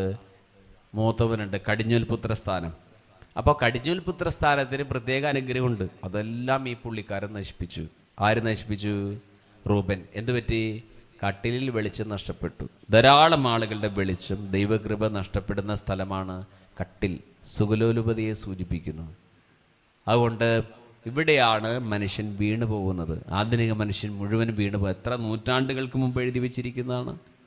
അതുകൊണ്ട് അദ്ദേഹത്തിന് ദൈവത്തിൻ്റെ വെളിച്ചം നഷ്ടപ്പെടുകയാണ് ചെയ്യുന്നത്, തിരസ്കരിക്കപ്പെടുകയാണ് ചെയ്യുന്നത്. ഏറ്റവും അനുഗ്രഹിക്കപ്പെട്ട ആളായിട്ട് മാറേണ്ടതായിരുന്നു, പക്ഷെ തെറ്റിപ്പോയി. അനുഗ്രഹം മുഴുവൻ വേറൊരാൾക്ക് പോയി. നോക്കൂ, ദിനവൃത്താന്തം എന്ന് പറയുന്നൊരു പുസ്തകമുണ്ട്. ദിനവൃത്താന്ത പുസ്തകം, ക്രോണിക്കൽസ് 1 ദിനവൃത്താന്തം 5-ാമത്തെ അധ്യായം. 1 ദിനവൃത്താന്തം 5-ാമത്തെ അധ്യായം എടുക്കാൻ വളരെ എളുപ്പമാണ്. ആ ഭാഗത്ത് പേജിന് നല്ല നിറമായിരിക്കും കടലാസിന്, കാരണം ആ പഞ്ചായത്തിലൂടെ നമ്മുടെ വിരലൊന്നും പോയിട്ടില്ല. അതുകൊണ്ട് ആ ഭാഗത്താണ് ഈ പുസ്തകം. ഏത് പുസ്തകം പറഞ്ഞോളൂ? ദിനവൃത്താന്തം. അങ്ങനെയുണ്ട് കണ്ടോ, എന്തൊരു നിറം നോക്കിയാൽ പേജിനൊക്കെ. ദിനവൃത്താന്ത പുസ്തകം, അതിൻ്റെ 1 ദിനവൃത്താന്തം 5-ാമത്തെ അധ്യായം. പേജ് നമ്പർ ഞാൻ പറയാം, 485, 485. ശ്രദ്ധിക്കണേ, ഞാൻ വീണ്ടും വീണ്ടും പറയും, ശ്രദ്ധിക്കുന്നവർക്കാണ് അനുഗ്രഹം. പണ്ട് ആ കുളത്തിൻ്റെ കരയിലൊരു ധാരാളം രോഗികൾ കിടക്കണ്ടായിരുന്നില്ലേ? ഏത് കുളമാണ്? ബെസെയ്ദ കുളം. ആ കുളത്തിലെ വെള്ളം ആരനക്കുമെന്ന്? ഒരു മാലാഖം വന്ന് അനക്കും. എന്നിട്ട് ആദ്യം ഇറങ്ങുന്ന ആൾക്ക് സൗഖ്യം. അപ്പോൾ കുളത്തിൻ്റെ തീരത്തിരിക്കുന്നവരെ ചീട്ട് കളിച്ചിരിക്കുകയാണ് അവിടെ? അല്ല, അവരൊരു കാര്യം ശ്രദ്ധിച്ചിരിക്കുകയാണ്. എന്താണ്? പറ. വെള്ളം അനങ്ങണ്ടോ എന്ന് നോക്കിയിരിക്കുകയാണ്. അനങ്ങിയത് കാണും വേണം, ആദ്യം ഇറങ്ങും വേണം. അപ്പോൾ ആർക്കാണ് അനുഗ്രഹം? ശ്രദ്ധയുള്ളവർക്കാണ് അനുഗ്രഹം. ശ്രദ്ധയുള്ളവരാണ് അനുഗ്രഹിക്കപ്പെടുക. അല്ല ധ്യാനത്തിന് വന്ന് ഉറങ്ങിയ കാര്യമുണ്ടോ? ചില ഉറങ്ങുക മാത്രമല്ല, തേനും വയമ്പും എല്ലാം മുഴുകിയിരിക്കും. അവരൊന്ന് പറഞ്ഞേ ഹല്ലേലൂയ. കുറച്ച് പേരുണ്ട്. അപ്പോൾ പ്രിയപ്പെട്ടവരെ, നല്ല വിശ്വാസികളുണ്ട് ഇവിടെ എല്ലാവരും. അപ്പോൾ ദിനവൃത്താന്ത പുസ്തകം, 1 ദിനവൃത്താന്ത പുസ്തകം 5-ാമത്തെ അധ്യായത്തിൽ ഈ പുള്ളിക്കാരൻ്റെ വെളിച്ചം നഷ്ടപ്പെട്ടല്ലോ, ദൈവകൃപ പോയല്ലോ. ആരുടെ? ആ പേര് പറ. റൂബൻ്റെ അല്ലേ? അദ്ദേഹത്തെക്കുറിച്ച് എന്താണ് ഇവിടെ എഴുതി വെച്ചിരിക്കുന്നത് നോക്കൂ. റൂബൻ ഇസ്രായേലിൻ്റെ ആദ്യ ജാതനെങ്കിലും പിതാവിൻ്റെ ശയ്യ അശുദ്ധമാക്കിയതിനാൽ അവൻ്റെ ജന്മാവകാശം ഇസ്രായേലിൻ്റെ മകനായ ജോസഫിൻ്റെ പുത്രന്മാർക്ക് നൽകപ്പെട്ടു. അങ്ങനെ അവൻ വംശാവലിയിൽ ആദ്യജാതനായി പരിഗണിക്കപ്പെടുന്നില്ല. പോയി. പുള്ളിക്കാരനാണ് ജന്മാവകാശം, കടിഞ്ഞൂലാവകാശം കിട്ടണ്ടേ. പക്ഷെ ആൾ പാപം ചെയ്ത കാരണം 11-ാമത്തെ മകനാണ് ജോസഫ്. ജോസഫിൻ്റെ മക്കൾക്ക് പോയിന്ന്. ജോസഫിനെ കിട്ടിയേ പിന്നെ ജോസഫിലൂടെ തൻ്റെ മക്കൾക്ക് പോയി. മുമ്പനായിരുന്നു, പക്ഷേ ഒടുവിലത്തവനായിട്ട് മാറി. ഞാൻ വീട്ടിൽ ചെല്ലുമ്പോൾ എൻ്റെ മകളുടെ പേര് ഐറിൻ. 9-ാം ക്ലാസ്സിലാണ് പഠിക്കുന്നത്. ഞാൻ പൊന്നൂസേ എന്ന് വിളിക്കുള്ളൂ. പിന്നെ 7-ാം ക്ലാസ്സിൽ പഠിക്കുന്ന ഒരു മോനുണ്ട്, ഇമ്മാനുവേൽ. ഇന്നലെ ഞാൻ ഇവിടേക്ക് പോരണ്ടെന്ന് പറഞ്ഞപ്പോൾ എന്നോട് പറഞ്ഞു, അച്ഛാ ഇത്ര ദൂരേക്ക് എന്തിനാ പോണേ? അച്ഛന് ഇന്നും വരാൻ പറ്റില്ലല്ലോ. ആൾക്ക് എപ്പോഴും എന്നെ കാണണം. അപ്പോൾ ഞാൻ വീട്ടിലുള്ളപ്പോൾ പറയും, നമുക്ക് കളിക്കാം അച്ഛാ, കുഞ്ഞുങ്ങളല്ലേ. എന്ത് കളി കളിക്കണ്ടേ? പാമ്പും കോവണി എന്ന് പറഞ്ഞൊരു കളിയുണ്ട്, സ്നേക്ക് ആൻഡ് ലാഡർ അല്ലേ? അങ്ങനെ കളിയുണ്ട്, പഴയ കളിയാണ്. പിന്നെ കുഴപ്പമില്ല, നമുക്ക് ഇരുന്ന് കളിക്കാം. എല്ലാ കളിയിലും ഞാൻ തോൽക്കും. ഞാൻ ഒരു 90 പോയിൻ്റൊക്കെ 100-ലെത്തിയാൽ നമ്മൾ ജയിക്കും. 90 ആകുമ്പോഴേക്കും ഒരു മഞ്ഞ നിറത്തിലുള്ള പാമ്പ് എന്നെ വന്ന് വിഴുങ്ങും. പാമ്പ് വിഴുങ്ങുമ്പോൾ 10-ലേക്ക് പോകൂ എന്ന് പറഞ്ഞ് പിന്നെ പുറകിലോട്ട് പോകണം. ജയിക്കാറായിട്ട് നിൽക്കായിരുന്നു, അപ്പോഴേക്കും ഒരു പാമ്പ് വന്ന് വിഴുങ്ങും, പുറകിലേക്ക് പോയി. ഇന്ന് പലരും ജയിക്കാനുള്ള സ്റ്റെപ്പിൻ്റെ അടുത്ത് നിൽക്കണേ. ഇടയ്ക്ക് ഇടയ്ക്ക് ഒരു പാമ്പ് വന്ന് വിഴുങ്ങും, ആൾ പുറകിലേക്ക് പോകും. അനുഭവമുള്ളവർ പറഞ്ഞാൽ ഹല്ലേലൂയ. അതെ, അപ്പോൾ നിങ്ങളത് അംഗീകരിക്കുന്നു. അപ്പോൾ ഇടയ്ക്ക് ഇങ്ങനെ പാമ്പ് വന്ന് വിഴുങ്ങുന്ന കാരണമാണ് നമ്മൾ പുറകോട്ട് പോകണേ. നമ്മൾ അതിൽ നിന്ന് അമ്മമാർ ശക്തമായ തീരുമാനം എടുത്തു. വായൊക്കെ ഇറുകി പിടിച്ചിരിക്കുകയാണ്. ചിലർ സാരി വായിലേക്ക് തള്ളിക്കയറ്റി, ഇനി ഞാൻ പറയില്ലടാ എന്ന് തീരുമാനം എടുത്തിരിക്കുകയാണ്. കൊള്ളാം, നല്ല കാര്യം. നിങ്ങളത് ശ്രദ്ധിക്കാൻ വേണ്ടിയിട്ട് ഞാനതൊക്കെ ചെയ്യുന്നത്. അപ്പോൾ ഇസ്രായേൽ യാക്കോബാണ്. യാക്കോബിൻ്റെ മകൻ റൂബൻ പാപം ചെയ്തു, ബിൽഹായെ മൊത്ത് ശയിച്ചു. ഇസ്രായേൽ അത് അറിയാനിടയായി. അതുകൊണ്ട് അവൻ്റെ അനുഗ്രഹം 11-ാമത്തെ മകനായ ജോസഫിനും അവൻ്റെ മക്കൾക്കും പോയി. അതാണ് ജോസഫിനെ നമ്മൾ കാണുമ്പോൾ കൈനീളമുള്ള കുപ്പായൊക്കെ ഇട്ട് നിൽക്കുന്നത് കാണാം. താഴെ വരെ മുട്ടിയിരിക്കുന്ന നിലയങ്കി. ഇതൊക്കെ എങ്ങനെയാണെന്നോ? ഒന്നാമന് കിട്ടേണ്ടതായിരുന്നു, അവൻ്റെ നഷ്ടപ്പെട്ടു. എന്താ കാര്യം? പാപജീവിതം ദൈവത്തിൻ്റെ കൃപ മുഴുവൻ നഷ്ടപ്പെടുത്താണ്. അതുകൊണ്ട് നമ്മളെ തന്നെ ഒന്ന് പരിശോധിക്കണം. എൻ്റെ കർത്താവേ, ഞാൻ എൻ്റെ വെളിച്ചം എവിടെയാണ് നഷ്ടപ്പെടുന്നത്, എൻ്റെ വെളിച്ചം ഈ മേഖലയിൽ നഷ്ടപ്പെടുന്നുണ്ടോ? ഉണ്ടെങ്കിൽ യേശുവേ, നിൻ്റെ ക്രൂശിലെ രക്തം കൊണ്ട് എന്നെ കഴുകി എന്നെ നിർമ്മലമാക്കണമേ, അല്ലാതെ ദൈവം അനുഗ്രഹിക്കുകയില്ല. ചേർന്ന് പറഞ്ഞേ ഹല്ലേലൂയാ, എന്നുറക്കെ പറഞ്ഞേ ഹല്ലേലൂയാ, ഹല്ലേലൂയാ. അപ്പോൾ അതുകൊണ്ട് വിളക്ക് കൊളുത്തി ആരും പറ നിർത്തി. നമ്മൾ വേറെ കാര്യം പറഞ്ഞേ, പറയുടെ കീഴിലല്ല ഇപ്പോൾ പറഞ്ഞ് 4:21 കട്ടിലിൻ്റെ കീഴിൽ. പറ അവിടെ ഇരിക്കട്ടെ. പറയുടെ കീഴിൽ വെക്കരുതെന്നുണ്ട്, പാത്രം കൊണ്ട് മൂടരുതെന്നുണ്ട്, നിലവറയിൽ വെക്കരുതെന്നുണ്ട്, കട്ടിലിൻ്റെ കീഴിൽ വെക്കരുതുന്നുണ്ട്, പല ആശയങ്ങളുണ്ട് കേട്ടോ. അത് ആ സമാന്തര സുവിശേഷങ്ങൾ പഠിക്കുമ്പോൾ നമുക്ക് മനസ്സിലാക്കാൻ പറ്റും. പക്ഷെ നമ്മുടെ ഇന്നത്തെ വിഷയത്തോട് താരതമ്യം ചെയ്ത് നോക്കുമ്പോൾ ഈ പറയുടെ കീഴിലല്ല, കട്ടിലിൻ്റെ കീഴിലാണ്. ഞാനൊരു പഴയ ഗ്രീക്ക് പുരാണത്തിലെ ഒരു കഥ പറയാം, അപ്പോൾ നിങ്ങൾക്കത് കുറച്ചും കൂടി പ്രയോജനപ്പെടും. ഒരു രാക്ഷസിൻ്റെ കഥയാണ്. ആ രാക്ഷസിൻ്റെ പേരാണ് പ്രൊക്രാസ്റ്റിസ്. വെപ്പുവിലുള്ളവർ പറയണമെന്നില്ല, അല്ല പല്ലിൽ കമ്പിയിട്ട ആളുകൾ പറയണമെന്നില്ല, അല്ലാത്തൊരൊന്ന് പറഞ്ഞാൽ മതി. പ്രൊക്രാസ്റ്റിസ് എന്ന് പറഞ്ഞു നോക്കൂ. കുറച്ച് പേരെ പറഞ്ഞുള്ളൂ, എനിക്ക് മനസ്സിലായി. അപ്പോൾ പ്രിയപ്പെട്ടവരെ, ഈ രാക്ഷസിൻ്റെ ഒരു പ്രത്യേകതയുണ്ട്. എന്താണെന്നറിയാമോ? ഇദ്ദേഹം ഇങ്ങനെ വീട്ടിൽ നിന്ന് നോക്കും, റോഡിലൂടെ ആരെങ്കിലും പോകുന്നുണ്ടോ നോക്കും. ആരെങ്കിലും റോഡിലൂടെ പോയി കഴിഞ്ഞാൽ അദ്ദേഹത്തെ വിളിക്കും, വാ. വീട്ടിലേക്ക് വിളിച്ച അയാൾക്ക് വയറ് നിറച്ച് ഭക്ഷണം കൊടുക്കും. ഭക്ഷണം കഴിച്ചു കഴിയുമ്പോൾ പിന്നെ രാക്ഷസൻ പറയും, ഉച്ചനേരത്തൊക്കെ ഭക്ഷണം കഴിച്ചാൽ പെട്ടെന്ന് ഉറക്കം വരും, അല്ലേ? സത്യമല്ലേ? ഈ തൃശ്ശൂരുള്ള PC തോമസ് സാറ് പറയും, കുട്ടികളോട് പറയും, അവിടെ എൻട്രൻസ് കോച്ചിങ് ഒക്കെ നടത്തുന്നുണ്ടായിരുന്നല്ലോ. അപ്പോൾ സാറ് പറയും, കുട്ടികളോട് പറയും, ഉച്ച സമയത്ത് ഭക്ഷണം കഴിച്ചാലേ നമ്മുടെ വയറിനകത്ത് വലിയൊരു അരകല്ലുണ്ട്, അരകല്ല്. ആ അരകല്ല് പ്രവർത്തിക്കാൻ തുടങ്ങും. ഈ ചോറൊക്കെ അരച്ച് ശരിയാക്കി എടുക്കണേ, വരകല്ല് പ്രവർത്തിക്കാൻ കുറേ രക്തം ആവശ്യമായി വരും. അപ്പോൾ ആ തലയിൽ നിന്നൊക്കെ രക്തം ഈ അരകല്ലിൻ്റെ അവിടേക്ക് വരും. അപ്പോഴാണ് ആളുകൾ ഉറങ്ങണേന്ന്. ശരിയത്. ചിലരുടെ അരകല്ല് രാവിലെ തുടങ്ങി പ്രവർത്തിക്കുന്നുണ്ട്. പ്രത്യേകിച്ച് ധ്യാന കേന്ദ്രത്തിൽ വരുമ്പോഴാണ് അരകല്ല് പ്രവർത്തിച്ചുകൊണ്ടിരിക്കുന്നത്. പ്രിയപ്പെട്ടവർ, അങ്ങനെയുള്ളവർക്ക് ഇതൊന്നും മനസ്സിലാവില്ല. ഏതാണെങ്കിലും ഈ രാക്ഷസൻ ഇങ്ങനെ നോക്കും, ആരെങ്കിലും റോഡിലൂടെ പോയാൽ ആളെ വിളിച്ചു വരുത്തും, വീട്ടിലേക്ക് വയറ് നിറച്ച് ഭക്ഷണം കൊടുക്കും. വയറ് നിറഞ്ഞു കഴിഞ്ഞാൽ അതിഥിയോട് പറയും, എൻ്റെ കട്ടിലിൽ ഒന്ന് കിടന്നോളാൻ പറയും. കട്ടിലിൽ കിടന്നാൽ ഈ അതിഥി പെട്ടെന്ന് ഉറങ്ങിപ്പോവും. ഉറങ്ങിപ്പോയാൽ രാക്ഷസൻ്റെ കയ്യിലൊരു മുഴക്കോലുണ്ട്, ഒരു കമ്പുണ്ട്, ഒരു അളവുകോൽ. ആ അളവുകോലെടുത്ത് ഇയാൾ അളന്ന് നോക്കും എത്ര നീളമുണ്ടെന്ന്. ഓരോരുത്തരുടെ ഓരോ ഹോബി. റോഡിലൂടെ പോയതിനെ വീട്ടിലേക്ക് വിളിച്ചു വരുത്തി തീറ്റയും കൊടുത്ത് കട്ടിലിൽ കിടത്തിയിട്ട് ഇപ്പോൾ അളന്ന് നോക്കുക. കട്ടിലിനേക്കാൾ നീളം കൂടുതലുണ്ടെങ്കിൽ, നല്ല നീളമുള്ള ആളാണെങ്കിൽ കട്ടിലിൻ്റെ അപ്പുറത്തേക്ക് കാല് നീണ്ടു നിൽക്കുന്നത് കണ്ടാൽ രാക്ഷസനൊരു വാളെടുത്തുകൊണ്ട് വരും. വാളെടുത്തുകൊണ്ട് നീ കാലങ്ങട്ട് അറുത്ത് കളയും. കട്ടിലിൻ്റെ അല്ല, പിന്നെയോ ഈ ചേട്ടായിയുടെ. കാലിന് നീളം കുറവാണെങ്കിലോ ആ കാലിൽ കയറ് കെട്ടി വലിച്ച് കട്ടിലിൻ്റെ നീളാക്കും. ഇയാളുടെ കട്ടിലിൽ കിടന്ന കഷ്ടകാല. ഈ കുടുംബജീവിതം നയിക്കുന്നവർ വളരെ ശ്രദ്ധിക്കണ ഈ കാര്യം. ഭർത്താവ് ചിന്തിക്കുന്നു ഭാര്യയെപ്പറ്റി, എന്തെന്നാ, എൻ്റെ ഭാര്യ പൂമുഖ വാതിൽക്കൽ സ്നേഹം വിടർത്തുന്ന പോരട്ടെ പൂന്തിങ്ങളായിരിക്കണം. എന്ത് പൂന്തിങ്ങൾ? ഒരു പൂന്തിങ്ങളും ഇല്ല. ഭാര്യ ചിന്തിക്കുന്നു, ഭർത്താവ് കുടിക്കാത്ത, വലിക്കാത്ത, ദുസ്വഭാവമില്ലാത്ത, എന്നെ സ്നേഹിക്കുന്ന, എന്നോട് സംസാരിക്കുന്ന, എന്നെ സുരക്ഷിതയാക്കുന്ന ആളായിരിക്കണം. ആഗ്രഹങ്ങളൊക്കെ നല്ല, പക്ഷെ സ്റ്റോക്ക് ഇല്ല അങ്ങനെയുള്ളത് കർത്താവിൻ്റെ കയ്യിൽ. പ്രിയപ്പെട്ടവരെ, അപ്പോൾ ഭാര്യ എന്ത് ചെയ്യും? എല്ലാ ആഴ്ചയിലും ഇവിടെ വന്ന് പ്രാർത്ഥിച്ചിട്ട് പറയും, ദൈവം ഇയാളുടെ കുടി മാറ്റണമേ, വലി മാറ്റണമേ, ദുസ്വഭാവം മാറ്റണേ, വാള് കൊണ്ടിടക്കുക, ഇയാളെ വെട്ടി ശരിയാക്കാൻ.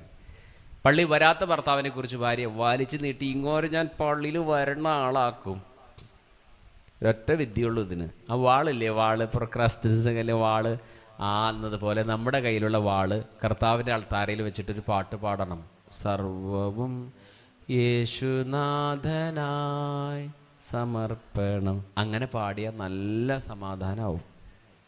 അപ്പം ഇന്ന് ഇവിടുന്ന് പോണേലേക്ക് മുമ്പ് ആരാധനയ്ക്ക് ആ പാട്ട് പാടിയിട്ട്, ദൈവമേ എൻ്റെ പ്രതീക്ഷകളൊക്കെ, എൻ്റെ വാളും കുന്തവും കുടച്ചക്രമൊക്കെ ദൈവം വെച്ചിരിക്കുന്നു, ഞാൻ ഈ ആരെയും നന്നാക്കാനും പോണില്ല, ഞാൻ കർത്താവ് പറഞ്ഞനുസരിച്ച് എല്ലാവരെയും സ്നേഹിക്കാനേ പോണുള്ളൂ, ഞാൻ ആരെയും നന്നാക്കാനുള്ള ശ്രമമില്ല എന്ന് പറഞ്ഞ് ആ വാളങ്ങട്ട് കൊടുത്തു നോക്കിയാൽ എന്തൊരു സമാധാനമായിരിക്കുന്നു. അത് തന്നെ സമാധാനത്തിൻ്റെ മാർഗം അതാണ്. പ്രിയപ്പെട്ടവരെ, പ്രൊക്രാസ്റ്റിസിൻ്റെ കട്ടിൽ കിടന്ന് വെട്ടിമുറിക്കും. കട്ടിൽ സുഖലോലുപതയെ കാണിക്കുന്നു. ഈ പറഞ്ഞ കട്ടിൽ എന്താണ്? മറ്റുള്ളവരുടെ കുറവുകൾ വെട്ടിമാറ്റുന്ന, കൂടുതലുള്ള വെട്ടിമാറ്റുകയും കുറവുള്ള വലിച്ചു നീട്ടുകയും ചെയ്യുന്ന പ്രകൃതം നമുക്കുണ്ടാകാൻ പാടില്ലാത്തതാകുന്നു. അതുകൊണ്ട് റൂബേനെ പറ്റി ഒന്നാമത്തെ തെറ്റ് അവിടെയാണ്. കട്ടിലിൽ വെളിച്ചം നഷ്ടപ്പെട്ടു, സുഗലോലുപതയിൽ വെളിച്ചം നഷ്ടപ്പെട്ടു. ചേർന്ന് പറഞ്ഞേ ഹല്ലേലൂയ, എന്നുറക്കെ പറഞ്ഞേ ഹല്ലേലൂയ. നമുക്ക് റൂബന്റെ ചുവട് പിടിച്ചു പോവാം. ഇദ്ദേഹം എങ്ങോട്ടാ പോണേന്ന് നോക്കാം. അദ്ദേഹം വിവാഹം കഴിച്ചിട്ടോ, അദ്ദേഹത്തിന് കുട്ടികളായി, പിന്നെ തലമുറകളായി, അതൊരു ഗോത്രമായി മാറി. ആ ഗോത്രത്തെ പറയുന്ന പേരാണ് റൂബൻ ഗോത്രം. റൂബേന് കഴിഞ്ഞ് ശിമയോനുണ്ട്. ശിമയോൻ വിവാഹം കഴിച്ച് കുട്ടികളായി, ഒരു തലമുറയായി, ശിമയോൻ ഗോത്രം. ഗാദ് എന്ന് പറഞ്ഞ ആൾ കല്യാണം കഴിച്ചു, ഗാദ് ഗോത്രം. സെബുലൂൺ കല്യാണം കഴിച്ചു, സെബുലൂൺ ഗോത്രം. നഫ്താലി ഗോത്രം. ഇങ്ങനെ 12 ഗോത്രപിതാക്കന്മാരുണ്ട്. അവരെയൊക്കെ കൊണ്ടാണ് ദൈവം എങ്ങോട്ട് കൊണ്ടുപോയേ? കനാൻ ദേശത്തേക്ക് പോവാണ് അവർ, അല്ലേ? എവിടെയായിരുന്നു അവര്? കണ്ടില്ല, ഈജിപ്തിലായിരുന്നു. എത്ര കൊല്ലമായിരുന്നു അവർ ഈജിപ്തിൽ? 40. ഒരു 0 കൂടി ഇട്ടോളൂ. 400 കൊല്ലായിരുന്നു. ആ 0-ത്തിന് വിലയില്ലല്ലോ അല്ലേ? 400 വർഷമായിരുന്നു. 40 കൊല്ലല്ല, പിന്നെയോ 400 വർഷം അവർ അടിമകളായിരുന്നു. അടിമകളായിരുന്ന അവരെ മോശയുടെ നേതൃത്വത്തിൽ കനാൻ നാട്ടിലേക്ക് കൊണ്ടുപോയി. എങ്ങനെയാ അവർക്ക് വിമോചനം കിട്ടി? അതുകൂടി നിങ്ങളുടെ വായിൽ നിന്ന് കേട്ടാൽ എനിക്ക് ഇഷ്ടമായിരുന്നു. എങ്ങനെയാ ഇസ്രായേൽ ജനത്തിന് വിമോചനം കിട്ടി? പോരട്ടെ. മോശ എന്ത് ചെയ്തു? മോശയിലൂടെ വിമോചനം കിട്ടി. എന്ത് ചെയ്തു? അവരെ എങ്ങനെയാണ്, ആ രാജാവ് എങ്ങനെയാണ് അവരെ വിട്ടത്? 10 മഹാമാരികൾ അയച്ചു. തെറ്റാണ് ഈ പറയുന്നത്. അതെങ്ങനെയത് ആളുകളുടെ തലയിൽ ഈ തെറ്റായ ആശയം കയറിയുന്ന ബാധകളല്ല കാരണം. പിന്നെയോ കുഞ്ഞാടിനെ അവരറുത്തു. കുഞ്ഞാടിൻ്റെ രക്തം വീടിൻ്റെ കട്ടിലപ്പടിയുടെ മുകളിലും 2 വശങ്ങളിലും തേച്ചു. എന്നിട്ട് ഇസ്രായേലും അതിൻ്റെ അകത്തിരുന്നു. ആ രക്തം കണ്ടപ്പോൾ മാലാഖ ആ രക്തം കണ്ടപ്പോൾ കടന്നുപോയി. Pass over. അവരെ സംരക്ഷിച്ചത് രക്തമാണ്, കുഞ്ഞാടിൻ്റെ രക്തം. 10 മഹാമാരികൾ ഈജിപ്തുകാർക്കുള്ള ശിക്ഷയായിരുന്നു. അതുകൊണ്ടല്ല ഇസ്രായേൽ ജനം രക്ഷപ്പെട്ട്. ഇത് കാറ്റഗിസം ക്ലാസ്സിൽ കുട്ടികളെ അധ്യാപകർ തെറ്റായി പഠിപ്പിക്കുന്നുണ്ട് കേട്ടോ. എന്തെന്ന്? 10 മഹാമാരികൾ അയച്ചപ്പോൾ ഇസ്രായേൽ ജനത്തിന് വിമോചനം കിട്ടി. ആൻസർ മണ്ടത്തരം എന്ന് പറഞ്ഞാൽ പോരാ, ഏറ്റവും വലിയ തെറ്റ്. കാരണം തവള പെരുകി. തവള പെരുകിപ്പിയാണ് ഇസ്രായേൽ ജനത്തിന് വിമോചനം കിട്ടിയെങ്കിൽ ആരെ സ്തുതിക്കണം? പറ. തവളയെ സ്തുതിക്കണം. പേൻ പെരുകി. പേൻ കൊണ്ടാണ് ഇസ്രായേൽ ജനത്തിന് മോചനം കിട്ടിയെങ്കിൽ ആരെ സ്തുതിക്കണം? പേൻ കൊണ്ട് സ്തുതിക്കണം. എന്നാൽ ഇവിടെ കുഞ്ഞാടിൻ്റെ രക്തത്താൽ. ആരാണ് കുഞ്ഞാട്? പുതിയ നിയമത്തിലെ യേശുക്രിസ്തു. യേശുക്രിസ്തുവിൻ്റെ യാഗമരണത്തിൻ്റെ നിഴലായ കുഞ്ഞാടിൻ്റെ രക്തം കൊണ്ടാണ് ഇസ്രായേലിന് വിമോചനം കിട്ടിയതാണ്. ആ സത്യം.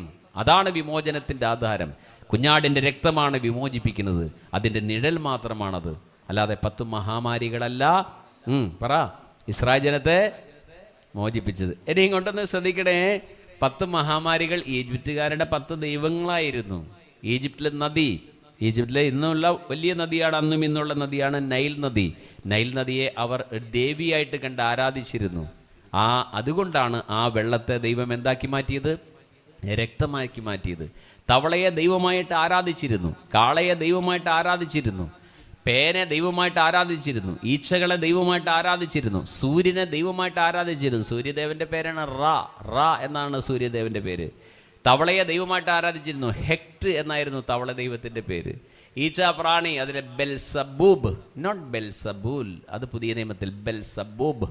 ഈച്ചകളുടെ ദൈവം എന്നാണ് അർത്ഥം. അതിനെ ആരാധിച്ചിരുന്നു. ഇങ്ങനെ അവർ ഈജിപ്തുകാർ ആരാധിച്ചിരുന്ന അവരുടെ ദേവന്മാർക്കെതിരായിരുന്നു ആ ശിക്ഷ. അതുകൊണ്ടല്ല ഇസ്രായേൽ ജനത്തിന് മോചനം കിട്ടിയത് കുഞ്ഞാടിൻ്റെ രക്തത്തിൽ. പാട്ടുകാർ പാടില്ലേ, കൊല്ലപ്പെട്ടിട്ടും അല്ലേ നിൽക്കും കുഞ്ഞാട്. അതെ, കൊല്ലപ്പെട്ട കുഞ്ഞാട് യേശുവാണ്. അതിൻ്റെ നിഴലിലാണ് ആ ഈജിപ്തിൽ ഇസ്രായേൽ ജനം കഴുത്തറത്ത് കൊന്ന ആ കുഞ്ഞാട്. ഇങ്ങനെയാണ് ഇസ്രായേൽ ജനത്തിന് വിമോചനം കിട്ടിയത്. അപ്പോൾ പ്രിയപ്പെട്ടവരെ, ഞാൻ സൂചിപ്പിച്ചു വരുന്നത്, റൂബേനെ നമുക്ക് നോക്കാം. നമ്മളങ്ങനെ മുന്നോട്ട് പോകുമ്പോൾ ഇസ്രായേൽ ജനം കുഞ്ഞാടിൻ്റെ രക്തത്താൽ വിമോചനം കിട്ടി.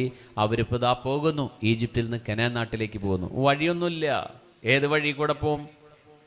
വഴിയിൽ ഓരോ രാജ്യങ്ങളിലൂടെ കടന്നു പോകണം. കടന്നു പോകുമ്പോൾ ചില രാജാക്കന്മാർ അവരെ വിരുടില്ല, ഇതിലൂടെ പോരെന്ന് പറയും. അപ്പം മാത്രം അവർ യുദ്ധം ചെയ്യുള്ളൂ. അല്ലെങ്കിലോ ഞങ്ങൾ നിങ്ങളുടെ വിറകോ വെള്ളമോ ഒന്നും എടുക്കില്ല, ജസ്റ്റ് ഇതിലെ പാസ് ചെയ്യുന്നുള്ളൂ എന്ന് പറയുള്ളൂ. അവരിങ്ങനെ സമാധാനപ്രിയരായിട്ടാണ് കടന്നുപോയത്. പക്ഷെ അവരെ തടഞ്ഞാൽ മാത്രമേ അവർ നിർവാഹമില്ലെങ്കിൽ മാത്രമേ ആക്രമിക്കുകയുള്ളൂ, അല്ലെങ്കിൽ അവർ ജസ്റ്റ് അതിലൂടെ പാസ് ചെയ്യും, അത്രയേ ഉള്ളൂ. അങ്ങനെ പോയി 40 വർഷം കൊണ്ടാണ് കനാൻ നാട്ടിലെത്തി. അങ്ങനെ എത്തുന്നതിന് മുമ്പ് അവർക്ക് ഒരു കടൽ കടക്കാനുണ്ടായിരുന്നു. ആ കടലിൻ്റെ പേരെന്താണ്? ചെങ്കടൽ. ഒരു നദി കടക്കാനുണ്ടായിരുന്നു. നദിയുടെ പേരെന്താണ്? ജോർദാൻ നദി. ആ ജോർദാൻ നദിയുടെ ഭാഗത്തെത്തിയപ്പോൾ 12 ഗോത്രക്കാർ അവിടെ നിന്നു. ശ്രദ്ധിക്കണേ, വളരെ ശ്രദ്ധിക്കണം. അപ്പോൾ റൂബൻ ഗോത്രക്കാർ അവിടെ വെച്ച് മോശയോടൊരു കാര്യം പറഞ്ഞു. റൂബൻ ഗോത്രക്കാർ മാത്രമല്ല, റൂബൻ ഗോത്രക്കാരുടെ കൂടെ ഗാദ് എന്ന് പറഞ്ഞ ഗോത്രവും മനാസെ ഗോത്രവും. മനസ്സ ഗോത്രത്തിൻ്റെ പകുതി ആൾക്കാർ. ബൈബിളുണ്ടെങ്കിൽ ഞാൻ അതൊക്കെ കാണിച്ചു തരായിരുന്നു. മാപ്പ് നോക്കിയാൽ അറിയാം. ഈ ബൈബിളിൻ്റെ അവസാനത്തെ ഭാഗത്തെ മാപ്പ് നോക്കിയാൽ ശരിക്കറിയാം. പക്ഷേ കുറച്ച് പേരുടെ കയ്യിലുള്ളത് കൊണ്ട് ഞാൻ അതിലേക്ക് പോകുന്നില്ല. ഇപ്പോൾ നമുക്ക് സംഖ്യ എന്ന് പറയുന്ന പുസ്തകമുണ്ട് ബൈബിളിൽ. സംഖ്യ, ഉൽപ്പത്തി, പുറപ്പാട്, ലേവ്യർ, സംഖ്യ, നിയമാവർത്തനം. ഒന്ന് പറഞ്ഞു നോക്കി എല്ലാവരും. ഒരു ജീവനുമില്ല. എനിക്ക് മറ്റേ പ്രാർത്ഥന ചൊല്ലാൻ തോന്നുന്നു. ഏത് പ്രാർത്ഥനയെന്നോ? മരിച്ച വിശ്വാസികളുടെ ആത്മാക്കൾ തമ്പുരാൻ്റെ മനോഗണത്തിൽ ചൊല്ലിയെങ്കിലോ? മരിച്ചവർ പറഞ്ഞ ഹല്ലേലൂയ ആണ്ട അതിനുണ്ട്. അപ്പോൾ മരിച്ച വിശ്വാസികളായിട്ടിരിക്കല്ലേ. അപ്പോൾ സംഖ്യ എന്ന് പറയുന്ന പുസ്തകം, ഈ 5 പുസ്തകം പഠിക്കാൻ വളരെ എളുപ്പമാണ്. അമ്മമാരും കണ്ട് ശ്രദ്ധിച്ചാൽ 5 പുസ്തകം: ഉൽപ്പത്തി, പുറപ്പാട്, ലേവ്യർ, സംഖ്യ, നിയമാവർത്തനം.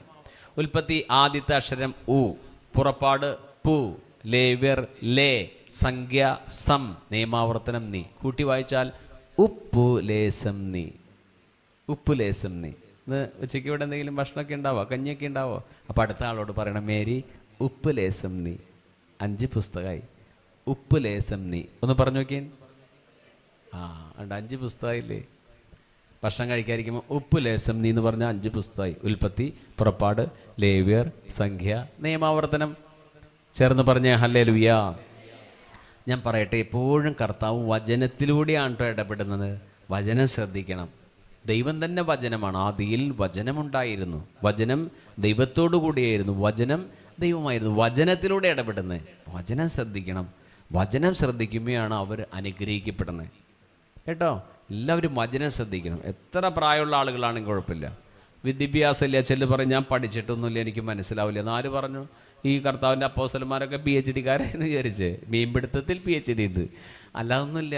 ഇതിന് വലിയ വിദ്യാഭ്യാസമൊന്നും വേണ്ട കേട്ടോ. വിദ്യാഭ്യാസം ഇല്ലാത്തവർക്കാ പെട്ടെന്ന് മനസ്സിലാവണേന്നൊക്കെ പിടികിട്ടിയണേ. വിദ്യാഭ്യാസമുള്ളവർ കുറച്ചും കൂടി, ചില ആൾക്കാർ, എല്ലാവരല്ല, കുറച്ചും കൂടി എയർ പിടിക്കുക. അപ്പോൾ അതിൻ്റെ തലയിലൊന്നും കയറില്ല. അല്ലാത്തവരോ ദൈവമേ എനിക്ക് മനസ്സിലാക്കി തരണേന്ന് പറഞ്ഞിരിക്കുക. അവരുടെ മനസ്സിൽ അല്ലേ അയൺ ബോക്സ് മോന്ത മറന്നുപോയിട്ടില്ലല്ലോ, അതുപോലെ പതിയും. ചേർന്ന് പറഞ്ഞേ ഹല്ലേലൂയ എന്നൊക്കെ പറഞ്ഞേ ഹല്ലേലൂയ. അങ്ങനെ സംഖ്യാപുസ്തകത്തിൽ എത്രയാ പറഞ്ഞ? സംഖ്യാപുസ്തകത്തിൻ്റെ ഞാൻ പറഞ്ഞോ നിങ്ങളോട്? എത്രയാ പറഞ്ഞേ? സംഖ്യാപുസ്തകത്തിൻ്റെ 32 ചാപ്റ്റർ 32 32-ാമത്തെ അധ്യായത്തിൻ്റെ ആദ്യത്തെ 5 വാക്യങ്ങളാണ്. സംഖ്യാപുസ്തകം 32-ൻ്റെ ആദ്യത്തെ 5 വാക്യങ്ങൾ. പേജ് നമ്പർ 206 ആണ്. 206. ഇവിടെ 10 പേരിൽ 5 പേരാ ബൈബിൾ കൊണ്ടുവന്നിട്ടുള്ളൂ. ആ 5 പേർക്കാണ് കേട്ടോ ഞാൻ പേജ് നമ്പർ പറയണത്. അപ്പോൾ സംഖ്യാപുസ്തകം, സംഖ്യ എന്ന് പേര് വരാൻ കാരണം എന്താ? ഇസ്രായേൽ ജനത്തിൻ്റെ ജനസംഖ്യ എടുക്കുകയാണ്, അതിൽ സെൻസസ് എടുക്കുകയാണ് 2 പ്രാവശ്യം. അതുകൊണ്ടാണ് ആ പുസ്തകത്തിന് സംഖ്യ എന്ന് പേര് വരാൻ കാരണം. സിമ്പിളാ ബൈബിൾ, വളരെ ശ്രദ്ധിച്ച് നോക്കിയാൽ നമുക്ക് മനസ്സിലാവാവുന്നുള്ളൂ. അപ്പോൾ ഞാൻ വായിക്കാൻ പോകുന്ന ഭാഗത്ത് കുറേ പേരുകളൊക്കെ ഉണ്ട്, നമുക്കൊരു ഇഷ്ടം തോന്നില്ല. അപ്പോൾ അതുകൊണ്ട് ഞാൻ പശ്ചാത്തലം പറയാം, അപ്പോൾ മനസ്സിലാവും. ഇസ്രായേൽ ജനം എങ്ങനെ ഈജിപ്തിൽ നിന്ന് പോവാണ്. എവിടേക്ക് പോകുന്നു? നിങ്ങൾ പറയണം. എവിടേക്ക് പോകുന്നു? കനാൻ നാട്ടിലേക്ക് പോകുന്നു. പോകുമ്പോൾ അവർ ഈ ജോർദാൻ നദിയുടെ ഭാഗത്തെത്തിയപ്പോൾ ആ പ്രദേശത്ത് കുറേ പുല്ല്, നല്ല പുല്ലുള്ള സ്ഥലം. പുല്ല് കണ്ടപ്പോൾ ഈ റൂബേൻകാർക്കും ഗാദ് എന്ന് പറഞ്ഞൊരു ഗ്രൂപ്പിനും മനാസ എന്ന് പറയുന്നൊരു ഗ്രൂപ്പുണ്ട്, മനാസയുടെ പകുതി ആൾക്കാർക്ക് ഒരു ആഗ്രഹം, നല്ല പുല്ലും വെള്ളവും, ഇവിടെ താമസിക്കാം, ആടുകളൊക്കെ ഇവിടെ തീറ്റാം, ഞങ്ങൾ കാനാൻ ദേശത്തേക്ക് ഇല്ല. അവർ കാനാൻ ദേശത്തേക്ക് പോയില്ല, അവരവിടെ നിന്നു. ഇങ്ങനെ ചിലർക്ക് ഇങ്ങനെ തോന്നും, ഇവിടെ ഇപ്പോൾ മക്കളൊക്കെ വിദേശത്തേക്ക് പോയി എന്ന് മെച്ചപ്പെട്ടപ്പോൾ തോന്നണം എന്തിട്ട് സ്വർഗം, അതൊക്കെ ഇവിടെ തന്നെ, പരമാവധി ഇവിടെ അടിച്ചു പൊളിച്ച് ജീവിക്കുക. അങ്ങനെ പച്ചപ്പുല്ല് കാണുമ്പോൾ ഭ്രമിച്ചു പോകുന്ന ആൾക്കാരുണ്ട്. അവർ പറഞ്ഞ് ഹല്ലേലൂയ. അത് തന്നെ. അപ്പോൾ അതുകൊണ്ട് ആ കൂട്ടർക്കുള്ള മെസ്സേജാണ് രണ്ടാമത് വായിക്കണേ. കേൾക്കണേ, വായിക്കാം. വായിച്ചോട്ടെ, വായിക്കാം കേട്ടോ. സംഖ്യാപുസ്തകം 32-ൻ്റെ ആദ്യത്തെ 5 വാക്യങ്ങൾ. റൂബൻ്റെയും ഗാദിൻ്റെയും സന്തതികൾക്ക് വളരെയേറെ ആടുമാടുകൾ ഉണ്ടായിരുന്നു. യാസേർ, ഗിലയാദ് എന്നീ ദേശങ്ങൾ നല്ല മേച്ചിൽ സ്ഥലങ്ങളാണെന്ന് അവർ കണ്ടു. അതിനാൽ അവർ മോശയോടും പുരോഹിതനായ എലയാസറിനോടും സമൂഹത്തിലെ നേതാക്കളോടും പറഞ്ഞു, അത്താരോത്ത്, Dibon, Jazer, Nimrah, Heshbon, എലയാലെ, സെബാം, Nebo, Bayern എന്നിങ്ങനെ കർത്താവ് ഇസ്രായേൽ സമൂഹത്തിൻ്റെ മുമ്പാകെ കീഴടക്കിയ ദേശം മേച്ചിൽ സ്ഥലമാണ്. ഈ ദാസർക്ക് ആടുമാടുകളുണ്ട് താനും. ഞങ്ങളിൽ സംപ്രീതനെങ്കിൽ ഈ പ്രദേശം ഞങ്ങൾക്ക് അവകാശമായി തന്നാലും ഞങ്ങളെ ജോർദാന്റെ മറുകരയിലേക്ക് കൊണ്ടുപോകരുതേ, ഞങ്ങളെ കാനാൻ ദേശത്തേക്ക് കൊണ്ടുപോകരുതേ, പ്ലീസ്. ഞങ്ങൾ അക്കരയ്ക്ക് ഇല്ല. ഞങ്ങൾ വേണമെങ്കിൽ അക്കരയ്ക്കു യാത്ര ചെയ്യും സിയോൻ സഞ്ചാരി, ആ പാട്ട് പാടാം. പക്ഷെ ഞങ്ങൾ അക്കരയ്ക്ക് ഇല്ല. അങ്ങനെയുണ്ട് ചില ആൾക്കാർ. പാട്ട് പാടാനുണ്ടാവും, പക്ഷെ എവിടേക്കില്ല? പറ. അക്കരയ്ക്കില്ല. അക്കരയ്ക്ക് യാത്ര ചെയ്യും സിയോൻ സഞ്ചാരി പാടാം, പക്ഷെ എവിടേക്കില്ല? അക്കരയ്ക്ക്. കാരണം ഇവിടെ എന്ത് കണ്ടു? പച്ചപ്പ്, നല്ല പച്ചപ്പുല്ല്. ഞങ്ങളുടെ ആടുകളെയൊക്കെ ഇവിടെ തീറ്റി ഞങ്ങളിവിടെ താമസിച്ചോളാം. പക്ഷെ കർത്താവ് അവരെ എവിടേക്കാണ് കൊണ്ടുപോകുന്നേ? അക്കരയ്ക്ക്. ഇവർ 2.5 ഗോത്രക്കാർ. ആര്? വളരെ ശ്രദ്ധിക്കണം.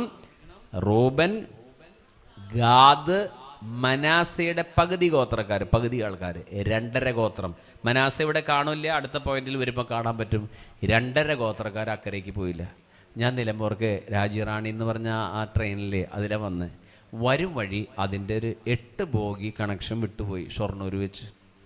അപ്പോൾ ഈ ട്രെയിൻ ഓടിക്കുന്ന ആളെ ലോക്കോ പൈലറ്റ് എന്ന് പറയാം. അപ്പോൾ അതവിടെ കിടക്കട്ടെ, അടുത്ത ട്രിപ്പ് വരുമ്പോൾ കൂട്ടി കെട്ടിക്കൊണ്ടുപോകാന്ന് പറയുമോ? നിങ്ങൾ പറയില്ല.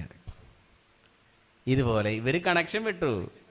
12 ഗോത്രക്കാർ ഒരുമിച്ച് നീങ്ങിയതാ. ഇപ്പം 2.5 ഗോത്രക്കാർ പറയണത് ഞങ്ങൾ അക്കരയ്ക്ക് ഇല്ലെന്ന്. ഇവിടെ ചെരുപ്പ് മോഷണം പോയി. ഇവിടെ ഈ ഭാഗത്ത്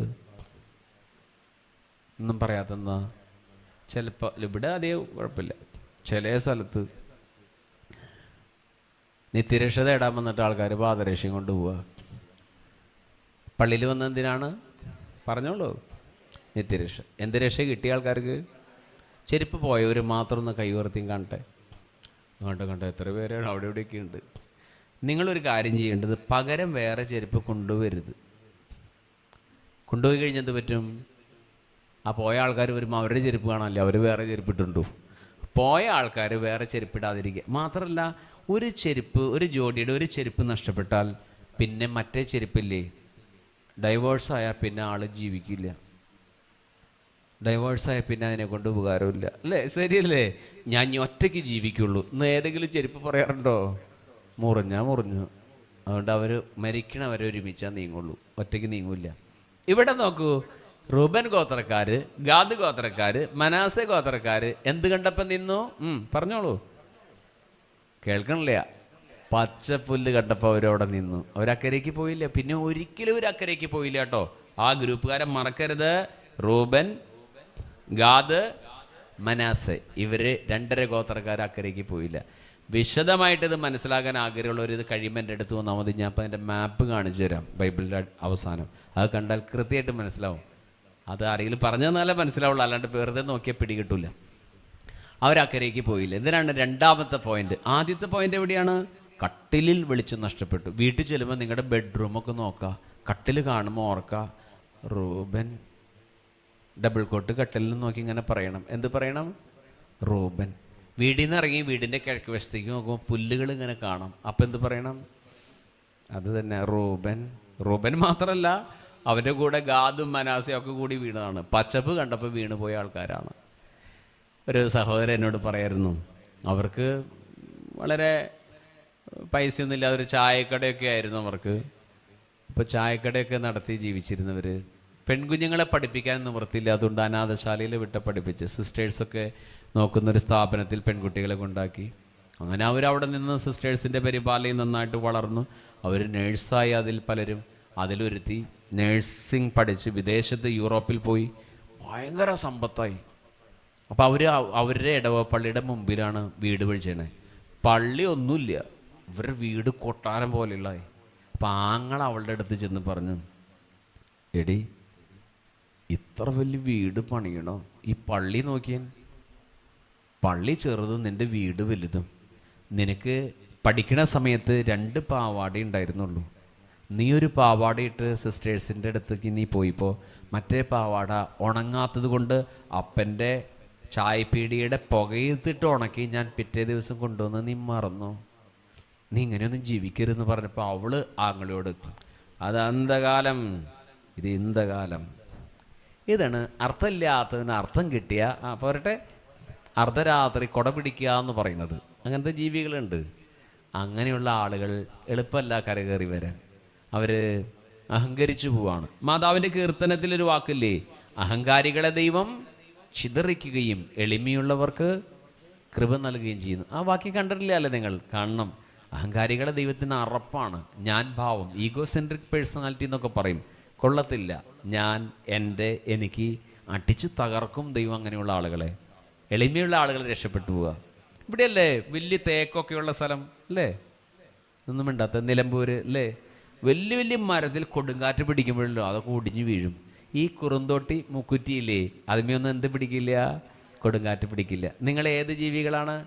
നിങ്ങൾ വലിയ ഈട്ടിൻ തേക്കാണോ അതോ മുക്കുറ്റിയാണോ കുറുന്തോട്ടിയാണോ? പറ, ഏതാണ്? വല്ല കുറുന്തോട്ടിക്ക് ആയിട്ട് നിന്നാൽ മതി കേട്ടോ, പറഞ്ഞു പോവില്ല. വലിയ വലിയ വമ്പന്മാരൊക്കെ ഒടിഞ്ഞു തലകുത്തി താഴേക്ക് വീഴും. ഞാൻ ഭാവം, അതാണ് ഞാൻ ഉദ്ദേശിച്ചത്. ചിലർക്ക് മനസ്സിലാവേണ്ട ഉദാഹരണങ്ങൾ പറഞ്ഞാൽ ആളുകൾക്ക് മനസ്സിലാവുള്ളൂ. എല്ലാവരും പറഞ്ഞേ ഹല്ലേലൂയ. അങ്ങനെ രണ്ടാമത്തെ ആശയത്തിൽ മനസ്സിലാക്കി. ആദ്യം റൂബൻ മാത്രമേ തെറ്റിയുള്ളൂ. ഇപ്പം ഇതാ റൂബൻ ഗോത്രക്കാരുടെ കൂടെയുള്ള ആളുകളൊക്കെ തെറ്റി പോവാണ്. സമയം നോക്കട്ടെ, 12 മണിക്ക് അവസാനിപ്പിക്കണം. അതിനുള്ളിൽ ഈ സംഗതി നമുക്കത് ഒരുമിപ്പിക്കണം. 45 മിനിറ്റ് പിടിച്ചേക്കോ. 11:15 അല്ലേ? പണ്ടാരോ പറഞ്ഞ പോലെ പിടിച്ചേക്കുക, പക്ഷെ എന്നെ ആരെങ്കിലും പിടിക്കണം എന്ന് പറഞ്ഞ പോലെ ആവോ? എല്ലാവരും ഒന്ന് പറഞ്ഞേ ഹല്ലേലൂയ എന്നുറക്കെ പറഞ്ഞേ ഹല്ലേലൂയ, ഹല്ലേലൂയ. ഇനി മൂന്നാമത്തെ ആശയത്തിലേക്ക് പോവാം. നമ്മൾ മുന്നോട്ട് പോകാം കേട്ടോ, മുന്നോട്ട് പോവാം. മടുത്തോ നിങ്ങൾ? മൂന്നാമത്തെ ആശയത്തിലേക്ക് പോവാം. മൂന്നാമത് എന്താ പറ്റണമെന്ന് ചോദിച്ചാൽ അടുത്ത പുസ്തകത്തിലേക്ക് പോകണം. ഉൽപ്പത്തി കഴിഞ്ഞു, പുറപ്പാട് നമ്മൾ അന്ന് സ്കിപ്പ് ചെയ്തു. എന്നാൽ അതിൽ കുറച്ച് കാര്യങ്ങൾ കണ്ടു. ലേവ്യ പുസ്തകം കംപ്ലീറ്റ് നോക്കിയില്ല. സംഖ്യാപുസ്തകത്തിലാണ് അദ്ദേഹത്തെ വീണ്ടും കണ്ടത്. ഇനി നമ്മൾ അദ്ദേഹത്തെ കാണാൻ പോകുന്നത് പിന്നെ ജോഷുവ എന്ന് പറഞ്ഞൊരു പുസ്തകമുണ്ട്. ജോഷുവ. ചില ആളുകളുടെ പേര് ജോഷുവ എന്ന് പേരുണ്ട്. ജോഷുവ ഇവിടെ ഉണ്ടോ ആരെങ്കിലും ജോഷുവ എന്ന് പേരുള്ളവർ? ജോഷുവ എന്ന് പേരുള്ള ആരുമില്ല. ജോഷുവ യേശുവിൻ്റെ പേര് അതിൽ നിന്നാണ്. ഒരു ഹീബ്രു നെയിമാണ് യഹോഷുവ. അതിൽ നിന്നാണ് ജോഷുവ എന്ന പേര്, അതിൽ നിന്നാണ് യേശു എന്ന പേരുണ്ടായിരിക്കുന്നത്. ദൈവം രക്ഷിക്കുന്നു എന്നാണ് വാക്കിൻ്റെ അർത്ഥം. ദൈവം രക്ഷിക്കുന്നു, രക്ഷകൻ എന്നൊക്കെയാണ് ആ പേരിൻ്റെ അർത്ഥം. ചിലപ്പോൾ ആൺകുട്ടികളൊക്കെ ഉണ്ടാകുമ്പോൾ ആ പേരിടാറുണ്ട് അല്ലേ? ജോഷുവ നല്ല പേരാണ്. അപ്പോൾ നമുക്ക് മുന്നോട്ട് പോവാം. ജോഷുവയുടെ പുസ്തകത്തിൽ 22-ാമത്തെ അധ്യായത്തിലേക്ക് വരണം. ജോഷുവയുടെ പുസ്തകം 22-ാമത്തെ അധ്യായം 10-ാം വാക്യം. ജോഷുവയുടെ പുസ്തകം 22-ാമത്തെ അധ്യായം 10-ാം വാക്യം. നന്നായിട്ട് ശ്രദ്ധിച്ചിരിക്കണേ. അപ്പോൾ ഇത് മനസ്സിൽ പതിയും. എങ്ങനെ മനസ്സിൽ പതിയണം? ആ ഉദാഹരണം എന്ന് പറഞ്ഞ് അയൺ ബോക്സ്. വീട്ടിലെ അയൺ ബോക്സ് കാണുമ്പോഴൊക്കെ നന്ദു ബ്രദർ പറഞ്ഞ കാര്യം ഓർക്കും. വീട്ടിലെ കട്ടിൽ കാണുമ്പോൾ ഞാൻ പറഞ്ഞ കാര്യം ഓർക്കും. പിന്നെ പറമ്പിലെ പുല്ല് കാണുമ്പോഴും ഞാൻ പറഞ്ഞു ഓർക്കും അല്ലേ? അതാണ്, ഇങ്ങനെ ഓർമ്മ വരണം. ഈ കാര്യങ്ങളൊക്കെ നന്നായിട്ട് ഓർമ്മ വരണം. അപ്പോൾ ജോഷുവയുടെ പുസ്തകം 22-ാമത്തെ അധ്യായം. ബൈബിളിലെ 6-ാമത്തെ പുസ്തകമാണ് ജോഷുവ. ബൈബിളിലെ 6-ാമത്തെ പുസ്തകമാണ് ജോഷുവ. 22-ാമത്തെ അധ്യായത്തിൻ്റെ 10-ാം വാക്യം മുതൽ അത് ഞാൻ പറയാം, അപ്പോഴാ കഥ മനസ്സിലാവുള്ളൂ. എന്നിട്ട് വായിക്കാം. ഇങ്ങോട്ട് എല്ലാവരും നോക്കിയാൽ ജോഷുവയുടെ പുസ്തകത്തിലെത്തിയപ്പോൾ ഒരു കനാൻ നാട്ടിലായി. ആര്? 2.5 ഗോത്രക്കാർ ജോർദാൻ നദിയുടെ അപ്പുറയാണ്. ബാക്കിയുള്ളവരൊക്കെ ജോർദാൻ നദിയുടെ ഇക്കരയ്ക്ക് വന്നു, കനാൻ നാട്ടിലേക്ക് വന്നു. മനസ്സിലാവുണ്ടോ പറയുന്നത്? 2.5 ഗോത്രക്കാർ അവിടെയാണ്, 9.5 ഇങ്ങോട്ട് വന്നിട്ടുള്ളൂ. 2 ബോഗി അവിടെ വിട്ടുപോയിക്കുക. അവരവിടെ തന്നെ എത്ര കാലം നിന്നോ? കാലങ്ങളോളം അവരവിടെ താമസിച്ചു. അവരാടുകളൊക്കെ വളർത്തി കുഞ്ഞുങ്ങളൊക്കെ ആയിട്ട് അവരവിടെ കഴിഞ്ഞു. അങ്ങനെ കഴിഞ്ഞപ്പോൾ ശ്രദ്ധിക്കണേ, ഇവിടെ ശ്രദ്ധിക്കണേ. ഈ ബാക്കി കാനാൻ നാട്ടിൽ വന്ന ആളുകൾ പള്ളി പണിതു. ജെറുസലേം ദേവാലയമൊക്കെ അവർ പണിതു അല്ലേ? സോളമൻ്റെ കാലമായപ്പോൾ ജെറുസലേം ദേവാലയം പണിതു. സോളമനാണ് ജെറുസലേം ദേവാലയം പണിതത്. 7 വർഷം എടുത്തു ആ പള്ളി പണിയാൻ. മനോഹരമായ പള്ളി. ഇപ്പോൾ ജെറുസലേം ദേവാലയം എവിടെയാണ്? ജെറുസലേം ദേവാലയം എവിടെയാണ്? പറ. ഒന്നും മിണ്ടല്ലോ. ഇസ്രായേലിൽ ഇല്ല, പള്ളി ഇല്ല. പള്ളിയൊക്കെ എമ്പണ്ടേ പൊളിഞ്ഞു പോയി. ജെറുസലേം ദേവാലയം ഇല്ല കേട്ടോ. നമുക്ക് ആ വ്യക്തമായ ചിത്രം ഉണ്ടാവണം. BC 606 നെബൂഖദ്നേസർ എന്ന് പറഞ്ഞ രാജാവ് ഇസ്രായേലിനെ ആക്രമിച്ചു, പള്ളി തകർത്തു. ആ പള്ളി പിന്നീട് 70 കൊല്ലം കഴിഞ്ഞപ്പോൾ അവർ പുതുക്കി പണിതു. സെറുബാബേലിൻ്റെ നേതൃത്വത്തിൽ ആ പള്ളി പണിതു. ചെറിയ പള്ളിയായിരുന്നു അത്. ഹഗ്ഗായിയുടെ പുസ്തകത്തിൽ കാണാം പള്ളി ഉണ്ടാക്കുന്നതൊക്കെ. പിന്നീട് യേശുവിൻ്റെ കാലഘട്ടത്തിൽ ഇപ്പോൾ ആ പള്ളി ഉണ്ട്. അന്ന് ഹെറദോസ് രാജാവ് ആ പള്ളി പുതുക്കി പണിതു, ഭയങ്കര പള്ളിയിട്ട് പണിതു. ആ പള്ളിയുടെ ഭംഗി കാണിക്കാൻ അപ്പോസ്തലന്മാരെ കൊണ്ടുവന്ന് ഈ പള്ളി പണിത കല്ലുകളൊക്കെ കാണിച്ചു കൊടുത്തപ്പോൾ കർത്താവ് പറഞ്ഞു, നിങ്ങൾ കാണുന്നില്ലേ ഈ ദേവാലയം? ഇത് കല്ലിന്മേൽ കല്ല് ശേഷിക്കാതെ തകർക്കുന്ന കർത്താവ് ജീവിച്ചിരിക്കുമ്പോൾ പറഞ്ഞു. ആ പറഞ്ഞത് AD 70 റോമൻ സൈന്യാധിപനായ ടൈറ്റസ് നിറവേറ്റി. യേശു AD 30 പറഞ്ഞെങ്കിൽ AD 70 പള്ളി പൊളിച്ചു, തരിപ്പണമാക്കി, ഇടിച്ച് പൊളിച്ച് തരിപ്പണാക്കി. ആ പള്ളി ഇപ്പം ഇല്ല. അവിടെ ഒരു മുസ്ലിം മോസ്കാണ്, ഡോം ഓഫ് റോക്ക് എന്ന് പറഞ്ഞ മുസ്ലിം മോസ്കാണ്. അവിടെ പള്ളിയില്ല, യഹൂദർക്ക് പള്ളിയില്ല. അന്ന് യഹൂദർ ഓടി. ആ ഓട്ടത്തിൽ നമ്മുടെ നാട്ടിൽ വന്നു. മട്ടാഞ്ചേരിയിൽ യഹൂദ പള്ളിയുണ്ട്, മാളയിലുണ്ട്, അവിടെ ഇവിടേക്ക് ഇല്ലേ, അവർ ചിതറിപ്പോയി. പിന്നീട് 1947 ഇസ്രായേൽ രാജ്യം രൂപീകൃതമാകുന്നത്. എല്ലാവരും ഒന്ന് പറഞ്ഞേ ഹല്ലേലൂയ. ഉറങ്ങുന്നവർ പറഞ്ഞേ ഹല്ലേലൂയ. എല്ലാവരും ഉണ്ട്. അപ്പോൾ മുന്നോട്ട് പോവാം. 22-ാമത്തെ അധ്യായം, ജോഷുവയുടെ പുസ്തകം 22-ാമത്തെ അധ്യായത്തിൻ്റെ പശ്ചാത്തലം ഞാൻ പറയാം. കുറേ പേര് 2.5 ഗോത്രക്കാരെവിടെ നിൽക്കുന്നു? നിങ്ങൾ പറയണം, എവിടെ നിൽക്കുന്നു? ജോർദാൻ നദിയുടെ അക്കരെ.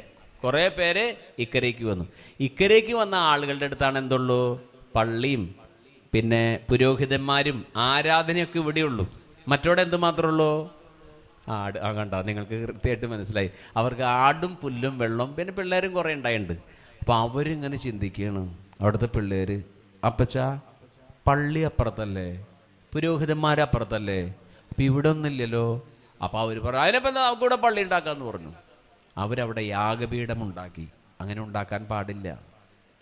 ഇസ്രായേലിൽ അവിടെ ഇവിടെ യാഗപീഠം ഉണ്ടാക്കാൻ പാടില്ല. തെറ്റായ ആരാധനയാണ്, ചെയ്യാൻ പാടില്ല.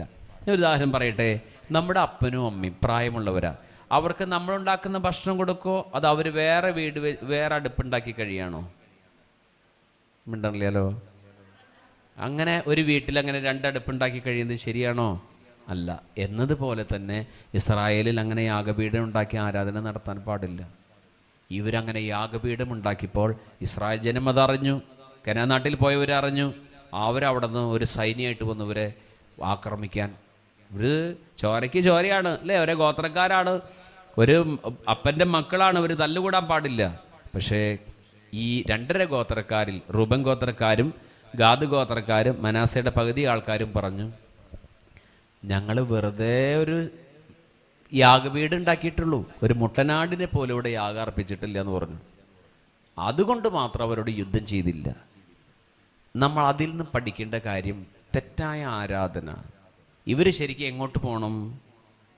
അങ്ങോട്ട് പോകണം. ഇസ്രായേൽ ജനത്തിൻ്റെ അടുത്തേക്ക് പോവാതെ ഇവരിവിടെ വേറൊരു കുന്തമുണ്ടാക്കി വെച്ചേക്കുക. ഇത് ശരിയല്ല.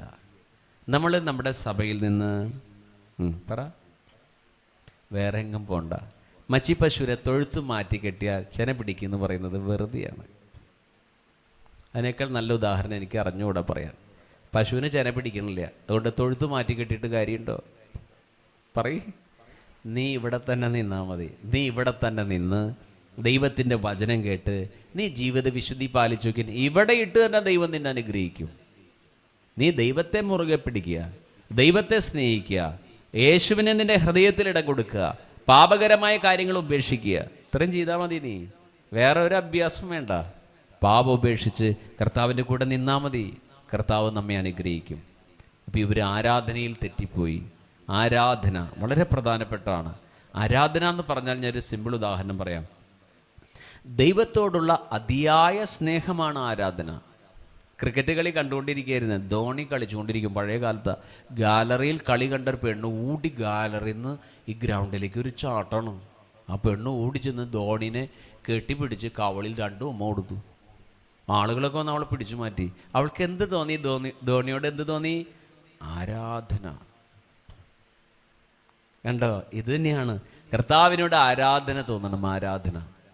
ഡിവൈനിലെ പനക്കലച്ചൻ പറയും ഒരു ഉദാഹരണേ. ഒരു പെൺകുട്ടി, അവളെ മുതിർന്ന പെൺകുട്ടിയാണ്, ഒരു യുവതിയായെന്ന് വെച്ചോളൂ. എന്നാൽ അവൾക്ക് വീടിൻ്റെ ടോയ്ലറ്റിൽ പോകാൻ പേടിയാണ്. അവൾ അമ്മേനെ വിളിക്കും, അമ്മ എന്താടി ടോയ്ലറ്റിൽ പോകണം. നീ പോക്കോ, എനിക്ക് പേടിയാണ്, അമ്മ എഴുന്നേറ്റ് പോവാ. അമ്മ വരണം. അമ്മ വന്നാലേ ടോയ്ലറ്റിൽ പോകുള്ളൂ. അവള് ഒരു ദിവസം പാതിരാത്രിക്ക് വീട്ടിൽ നിന്ന് എഴുന്നേറ്റു. വീടിൻ്റെ അടുക്കള വശത്ത് വാതിൽ തുറന്ന്, റബ്ബർ തോട്ടത്തിൻ്റെ ഉള്ളിലെ വീട്, പാതിരാത്രി 2 കിലോമീറ്റർ റബ്ബർ തോട്ടത്തിൻ്റെ ഉള്ളിൽ കൂടെ നടന്നു. എന്നിട്ടോ ഒരു മതിലുണ്ട്, അത് ചാടി അപ്പുറത്തേക്ക് പോയി. അച്ഛൻ പറയുന്നു, എന്താണോ അവൾ പേടി കൂടാതെ പോയത്? അവൾ ഇഷ്ടപ്പെടുന്നൊരു ചെറുപ്പക്കാരൻ മതിലിൻ്റെ അപ്പുറത്ത് നിന്ന് കണ്ടായി. ഒരു മുറിയിൽ നിന്ന് മറ്റൊരു മുറിയിലേക്ക് പോകാൻ പേടിയായി യുവതി 2 കിലോമീറ്റർ പോരട്ടെ റബ്ബർ തോട്ടത്തിൻ്റെ ഉള്ളിൽ കൂടെ നടന്ന് മതിൽ ചാടി അപ്പുറത്തേക്ക് പോകാൻ അവൾക്ക് ധൈര്യം വന്നത് എങ്ങനെയാണ്? തന്നെ സ്നേഹിക്കുന്ന ഒരാൾ അവിടെ കാത്തിരിക്കുന്നുണ്ടെന്നുള്ള ബോധ്യം. ഇത് തന്നെയാണ് ആരാധന. ഇത് ആത്മീയതയിൽ ചിന്തിക്കുക കേട്ടോ. ഈ ആരാധന നിലമ്പൂർ ഭാഗത്തൊക്കെ ഉണ്ടാവാറില്ലേ? അതെല്ലാം അവിടെ ഉണ്ടാവും. ഇറോട്ടിക് ലവ് ആണ്, അതെല്ലാം അവിടെ ഉണ്ടാവും. അതിനേക്കാൾ മുമ്പ് യേശുവിനെ മുറുകെ പിടിച്ചാലുണ്ടല്ലോ ആൾക്ക് ബാലൻസ് തെറ്റില്ല. വെൽ ബാലൻസ്ഡ് പേഴ്സണാലിറ്റി എന്ന് പറയും. അവരൊന്നും തെറ്റിപ്പോവില്ല. അവർ നല്ല, ഇവിടെ പെൺകുഞ്ഞുങ്ങളൊക്കെ ഉണ്ടെങ്കിൽ അവർ ഓർത്തോ ഒരു കാര്യം, ക്ലാസ് തുറന്നു, കോളേജ് തുറക്കുന്നു, സ്കൂൾ തുറക്കുന്നു, പല ആളുകൾ നിങ്ങളുടെ പുറകെ വരും. നീ ഇല്ലാത്ത ജീവിതം ഗ്യാസ് ഇല്ലാത്ത സോഡ പോലെയാണ്, നീ ഇല്ലാത്ത ജീവിതം അലാസ്റ്റിക് പൊട്ടി അണ്ടർവെയർ പോലെയാണ്. ഇങ്ങനത്തെ ഡയലോഗൊക്കെ പറയും. ഇതിലൊന്നും വീഴാതെ നിന്നാൽ നിനക്ക് നല്ലത് തന്നെ. നിൻ്റെ ജീവിതം നല്ലാവും. നിൻ്റെ അപ്പനും അമ്മയ്ക്കും തലകുനിച്ച് പോകാൻ ഇടവരില്ല. ഇങ്ങനെയൊക്കെ പറഞ്ഞുകൊണ്ട് കുഴപ്പമുണ്ടോ? പറയണം. ചിലക്ക് ഇഷ്ടാവണില്ല. പ്രിയപ്പെട്ടവരെ, അപ്പോൾ എന്താ ഞാൻ പറഞ്ഞു വരുന്നത്?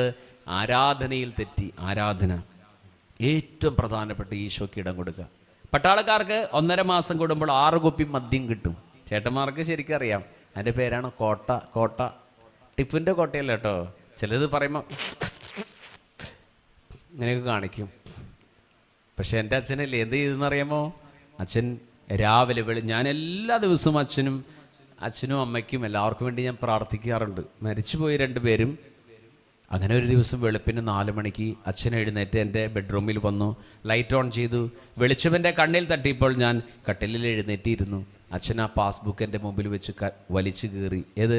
നേവൽ ബേസിൽ പോയി മദ്യം വാങ്ങിക്കുന്ന ഈ പാസ്ബുക്ക് വലിച്ചു കീറണേ. ഞാൻ ചോദിച്ചു, എന്ത് അച്ഛൻ ചെയ്യുന്നേ?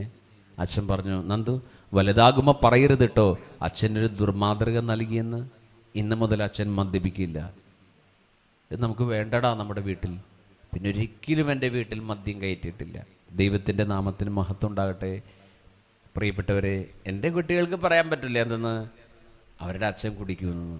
എൻ്റെ അച്ഛൻ അത് ഇടക്കാലം വെച്ച് അവസാനിപ്പിച്ചു. പിന്നെ ഒരിക്കലും എൻ്റെ വീട്ടിൽ ഇത് കയറ്റിയിട്ടില്ല. നിങ്ങളുടെ വീട്ടിലോ? കേൾക്കുന്നില്ല. കമ്പിളി പുതപ്പിൻ്റെ കാര്യമില്ലേ? അതാണ്. എന്നുറക്കെ പറഞ്ഞേ ഹല്ലേലൂയ. നല്ല തീരുമാനം എടുക്കണം. ഇവിടെ എല്ലാ ആഴ്ചയും വരും. നല്ല തീരുമാനം എടുക്കണം. കർത്താവ്, ഈ കൊന്തൊന്ന് അവസാനിപ്പിക്കാൻ നീ എനിക്ക് ശക്തി തരണമേ. കർത്താവിൻ്റെ ഇടപെടലുണ്ടായാൽ അനുഗ്രഹിക്കപ്പെടും. അങ്ങനെയാണ് നമ്മുടെ കുടുംബം അനുഗ്രഹിക്കപ്പെടണേ. അങ്ങനെ യേശുവിന് ഏറ്റവും പ്രാധാന്യം നമ്മുടെ ഹൃദയത്തിലും ജീവിതത്തിൽ നൽകുമ്പോൾ കർത്താവ് നമ്മുടെ കുടുംബത്തെ അനുഗ്രഹിക്കും. പാപത്തോടു കൂടെ ഒരാളെ അനുഗ്രഹിക്കാൻ ദൈവത്തിന് സാധ്യമല്ല.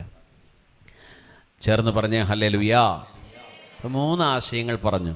1 കട്ടില്, 2 പച്ചപ്പുല്ല്, 3 ആരാധനയിൽ തെറ്റിപ്പോണു കേട്ടോ. 3 മനസ്സിൽ നിൽക്കണില്ലേ? ഇതാണ് ഈ അയൺ ബോക്സ് എന്ന് പറയുന്നത്. അയൺ ബോക്സിൻ്റെ കാര്യം പറയണ നേരത്ത് ചിലരുണ്ടായില്ല. അവർ മറ്റുള്ളവരോട് ചോദിക്കുക, ഉച്ചയ്ക്ക് കഞ്ഞി കുടിക്കുമ്പോൾ എന്തെന്നാ അയൺ ബോക്സ്? അപ്പോൾ അവർ പറഞ്ഞുതരും കാര്യം എന്താണെന്നുള്ളത്. അപ്പോൾ നമുക്ക് മുന്നോട്ട് പോവാം. 4 ആശയങ്ങളായി അല്ലേ?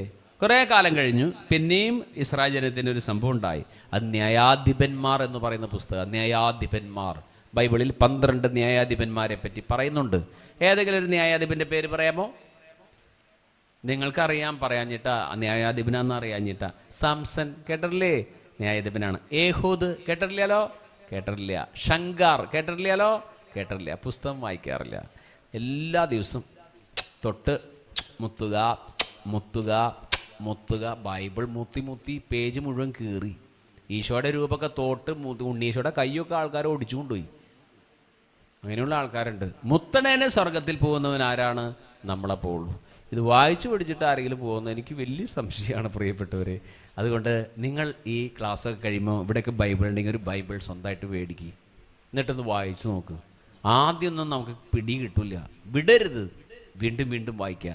വീണ്ടും വീണ്ടും വീണ്ടും വീണ്ടും ആവർത്തിച്ച് ചെയ്യുക. അപ്പോൾ പതുക്കെ നമ്മുടെ മനസ്സിൽ ഇത് പതിയും. ഒരു ഹിന്ദു കുടുംബത്തിൽ ജനിച്ച എൻ്റെ മനസ്സിൽ കുറച്ചൊക്കെ പതിയാൻ ദൈവം അനുവദിച്ചില്ലേ? അപ്പം നിങ്ങൾക്ക് എന്തുമാത്രം അധികം തരും? ദാഹം വേണം. വിശപ്പുണ്ടോ നിങ്ങൾക്ക്? വിശപ്പുണ്ടോ?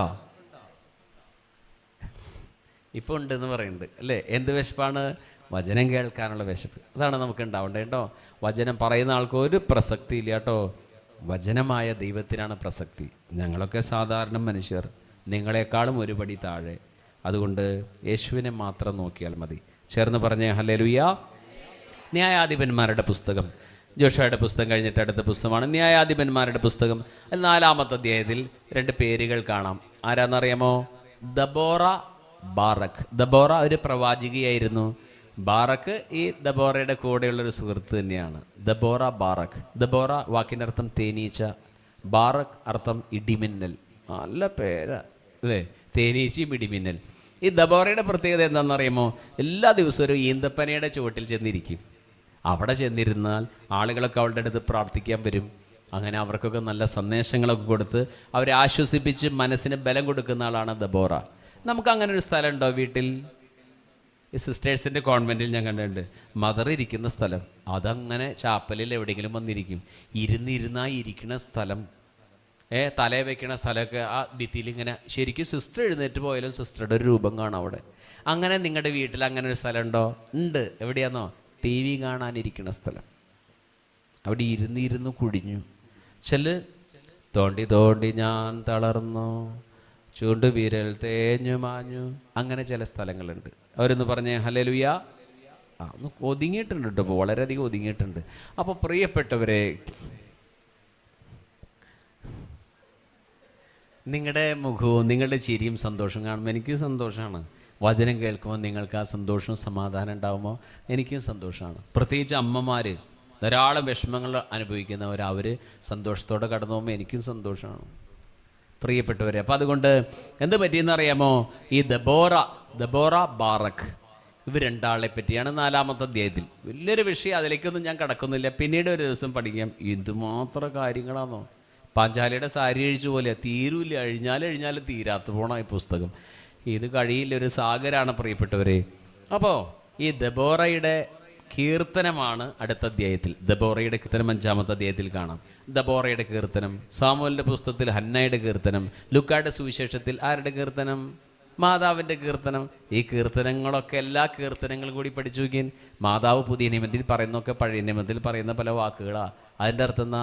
പുള്ളിക്കാരിക്ക് ബൈബിൾ നല്ല പരിചയമായിരുന്നു അവർക്ക് കേട്ടോ. അപ്പം നമുക്കും പരിചയപ്പെടണം. നമുക്ക് ഏറ്റവും പരിചയമുള്ള വചനം ഏതാണോ? 91-ാം സങ്കീർത്തനം. ഇടിവെട്ടി ചാവാണ്ടിരിക്കാൻ, തലയിൽ തേങ്ങ വീഴാതിരിക്കാൻ, കാറിടിക്കുമ്പോൾ ചാവാതിരിക്കാൻ സങ്കീർത്തനം 91 വായിച്ചാൽ മതി. നീ സങ്കീർത്തനം 91 വായിച്ചാലും തേങ്ങ വീഴേണ്ട തേങ്ങ നിൻ്റെ തലയിൽ തന്നെ വീഴും, കാറിടിക്കും ചെയ്യും.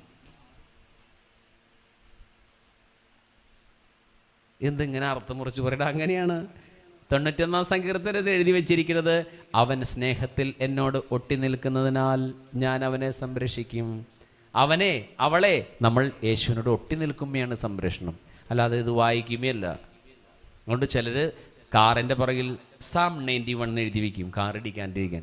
അന്ന് എൻ്റെ ഒരു ചിന്ത, ബൈബിളിൽ നിന്ന് അങ്ങോട്ട് എഴുതി വെച്ചോളൂ, ഒരു ബൈബിളിൻ്റെ ഒരു പടം വെച്ചോളൂ, അപ്പം മൊത്തം പുസ്തകത്തിൻ്റെ സംരക്ഷണം കിട്ടട്ടെ. ഞാൻ പറയുന്നത് മനസ്സിലാവണല്ലേ? അപ്പോൾ അങ്ങനെയല്ല പ്രിയപ്പെട്ടവരെ, യേശുവിനോട് നമ്മൾ ബന്ധം പുലർത്തി ജീവിക്കുകയാണ് എല്ലാം ഭംഗിയാവുക. അപ്പോൾ നമ്മുടെ ജീവിതത്തിലുണ്ടാകുന്ന തകർച്ചകളും ദൈവം എന്താക്കി മാറ്റും? പറയൂ, എന്താക്കി മാറ്റും? നന്മയാക്കി മാറ്റും. ഒരു ഭക്തനായ മനുഷ്യനൊരു കുതിര ഉണ്ടായിരുന്നു അത്രേ. ആ കുതിര കെട്ടഴിഞ്ഞു പോയി.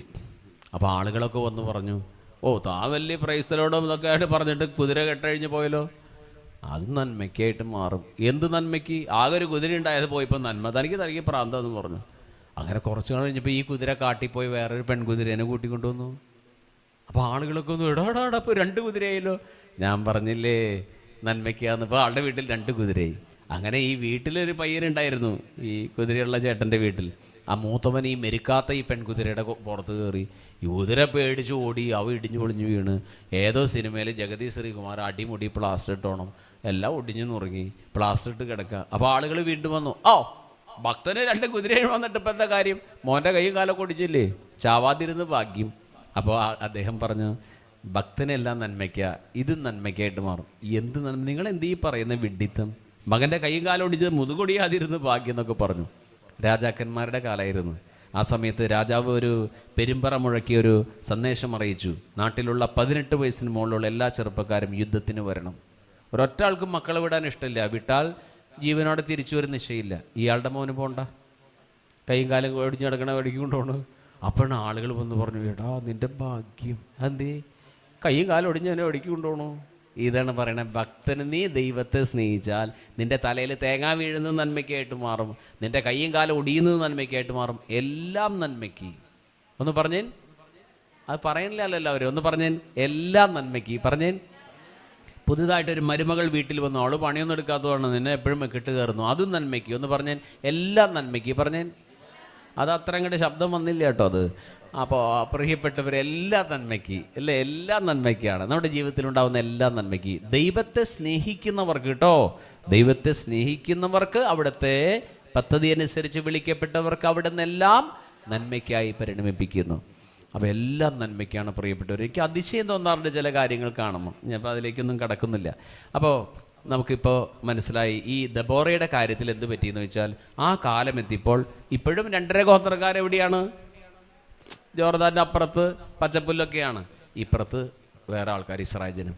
അപ്പോൾ ഇസ്രായേൽ ജനത്തിന് അവിടെ ഭയങ്കരമായിട്ടുള്ള ഒരാൾ യുദ്ധം ചെയ്യാൻ വന്നു, സിസേറ എന്ന് പറഞ്ഞൊരാൾ. ഇതൊക്കെ പുസ്തകത്തിലുള്ളതാണ്. യുദ്ധം ചെയ്യാൻ വന്നപ്പോൾ അവർ ഈ ഇക്കരെയുള്ള ആളുകൾ വിളിച്ചു, റൂബേൻ, ഉറക്കെ വിളിച്ചു, ഞങ്ങളെ സഹായിക്കാൻ വരാൻ പറഞ്ഞു. വന്നില്ല ഇവരുടെ പുല്ലും ഇവരുടെ ആടിനെയും നോക്കി നടന്നു. നോക്കൂ, 5:16 വാക്യം, ന്യായാധിപന്മാരുടെ പുസ്തകം 5:16, ആ വാക്യം മാത്രം, 16 15 വാക്യം മതി, 15ഉം 16ഉം. 15ൻ്റെ അവസാന വാക്യം ഞാൻ വായിക്കുന്നുണ്ടോ, 15ൻ്റെ അവസാന സെൻറ്റൻസ്. റൂബേൻ ഭവനങ്ങളിൽ ആഴത്തിൽ ഹൃദയ പരിശോധന നടന്നു, ആട്ടിൻപറ്റങ്ങളുടെ ഇടയിൽ അവയ്ക്കുള്ള കുഴൽ വിളി കേൾക്കാൻ നിങ്ങൾ തങ്ങിയതെന്ത്? റൂബേൻ ഭവനങ്ങളിൽ ആഴത്തിൽ ഹൃദയ പരിശോധന നടന്നു എന്ന് പറഞ്ഞാൽ, റൂബേനെ വിളിച്ചു, ഗാദിനെ വിളിച്ചു, ബനാസെ ഗോത്രക്കാരെ വിളിച്ചു, വരൂ ഞങ്ങളെ സഹായിക്കാൻ വരൂ. അവർ ആട്ടിൻപറ്റങ്ങളുടെ കുഴൽ വിളി കേൾക്കാൻ നിങ്ങൾ ആടുകളുടെ കൂടെ തങ്ങിയതെന്ത് എന്ന് പറഞ്ഞാൽ, അതൊരു പദ്യരൂപത്തിൽ എഴുതിയിരിക്കുന്നതാണ്. ഇവർ സഹായിക്കാൻ പോയില്ല, ഇസ്രായേൽ ജനത്തെ സഹായിക്കാൻ പോയില്ല. ഇസ്രായേൽ ജനത്തെ സഹായിക്കാൻ ഈ 2.5 ഗോത്രക്കാർക്ക് കഴിയുമായിരുന്നു, പക്ഷെ അവർ സഹായിക്കാൻ പോയില്ല കേട്ടോ. വളരെ ശ്രദ്ധിക്കണേ, അവർ സഹായിക്കാൻ പോയില്ലെങ്കിലും ദൈവം ഇസ്രായേലിനെ സഹായിച്ചു. ഒരു പെണ്ണിലൂടെ, ദബോറയിലൂടെ സഹായിച്ചു. ആ സിസേറയെ തോൽപ്പിച്ചു, ഇസ്രായേലിൻ്റെ ശത്രുവായി സിസേറയെ തോൽപ്പിച്ചു. പക്ഷേ ഈ 2.5 ഗോത്രക്കാർ സഹായിക്കാൻ വന്നില്ല. ഭയങ്കര കഷ്ടം, എനിക്കത് വായിക്കുമ്പോൾ സങ്കടം തോന്നും. ഇതുപോലെ പ്രിയപ്പെട്ടവരെ, നമ്മുടെ കുടുംബങ്ങളിൽ തന്നെ ഒരു പക്ഷേ സമ്പത്തുള്ളവരൊക്കെ ഉണ്ടാവും. നമ്മുടെ മക്കളെ ഒന്ന് പഠിപ്പിക്കാൻ വേണ്ടി നമ്മൾ ചോദിച്ചു, ആൻറ്റി എൻ്റെ മോളെ നഴ്സിങ്ങിന് വിടുമ്പോൾ എന്തെങ്കിലും സഹായിച്ചോളട്ടോ. സഹായിക്കാമെന്നൊക്കെ പറയും, ചിലരെന്ത് ചെയ്യും? സഹായിക്കില്ല. അതാണ് ഞാൻ നേരത്തെ പറഞ്ഞ, എല്ലാ പ്രതീക്ഷയും ആരിൽ അർപ്പിക്കണം? ദൈവത്തിൽ അർപ്പിച്ചാൽ മതി, മനുഷ്യരിൽ അർപ്പിക്കണ്ട. ദൈവം പലതരത്തിലും നമ്മെ സഹായിച്ചോളും. അപ്പോൾ റൂബൻ ഗോത്രക്കാർക്ക് ഇപ്പോൾ പറ്റിയ തെറ്റെന്താണ്? സഹോദരർ സഹായത്തിന് അർഹരാണെന്ന് കണ്ടിട്ടും അവരെ സഹായിച്ചില്ല. ഗുരുതരമായ തെറ്റാണ്. നമുക്ക് സഹായിക്കാൻ കഴിയുമെങ്കിൽ പണം മാത്രമല്ല, എല്ലാ കാര്യത്തിലും. പിന്നെ മനസ്സിലാക്കിക്കോട്ടോ, ആരെ സഹായിച്ചാലും പാരയാവുന്നുള്ളത് 2 വർഷമില്ല. അങ്ങനെയുണ്ട് ഒരു വശം. ആരെ സഹായിച്ചാലും തിരിച്ചടികളുണ്ടാവും. അതുകൊണ്ട് ചിലർ സഹായിക്കുന്ന സ്വഭാവം നിർത്തും.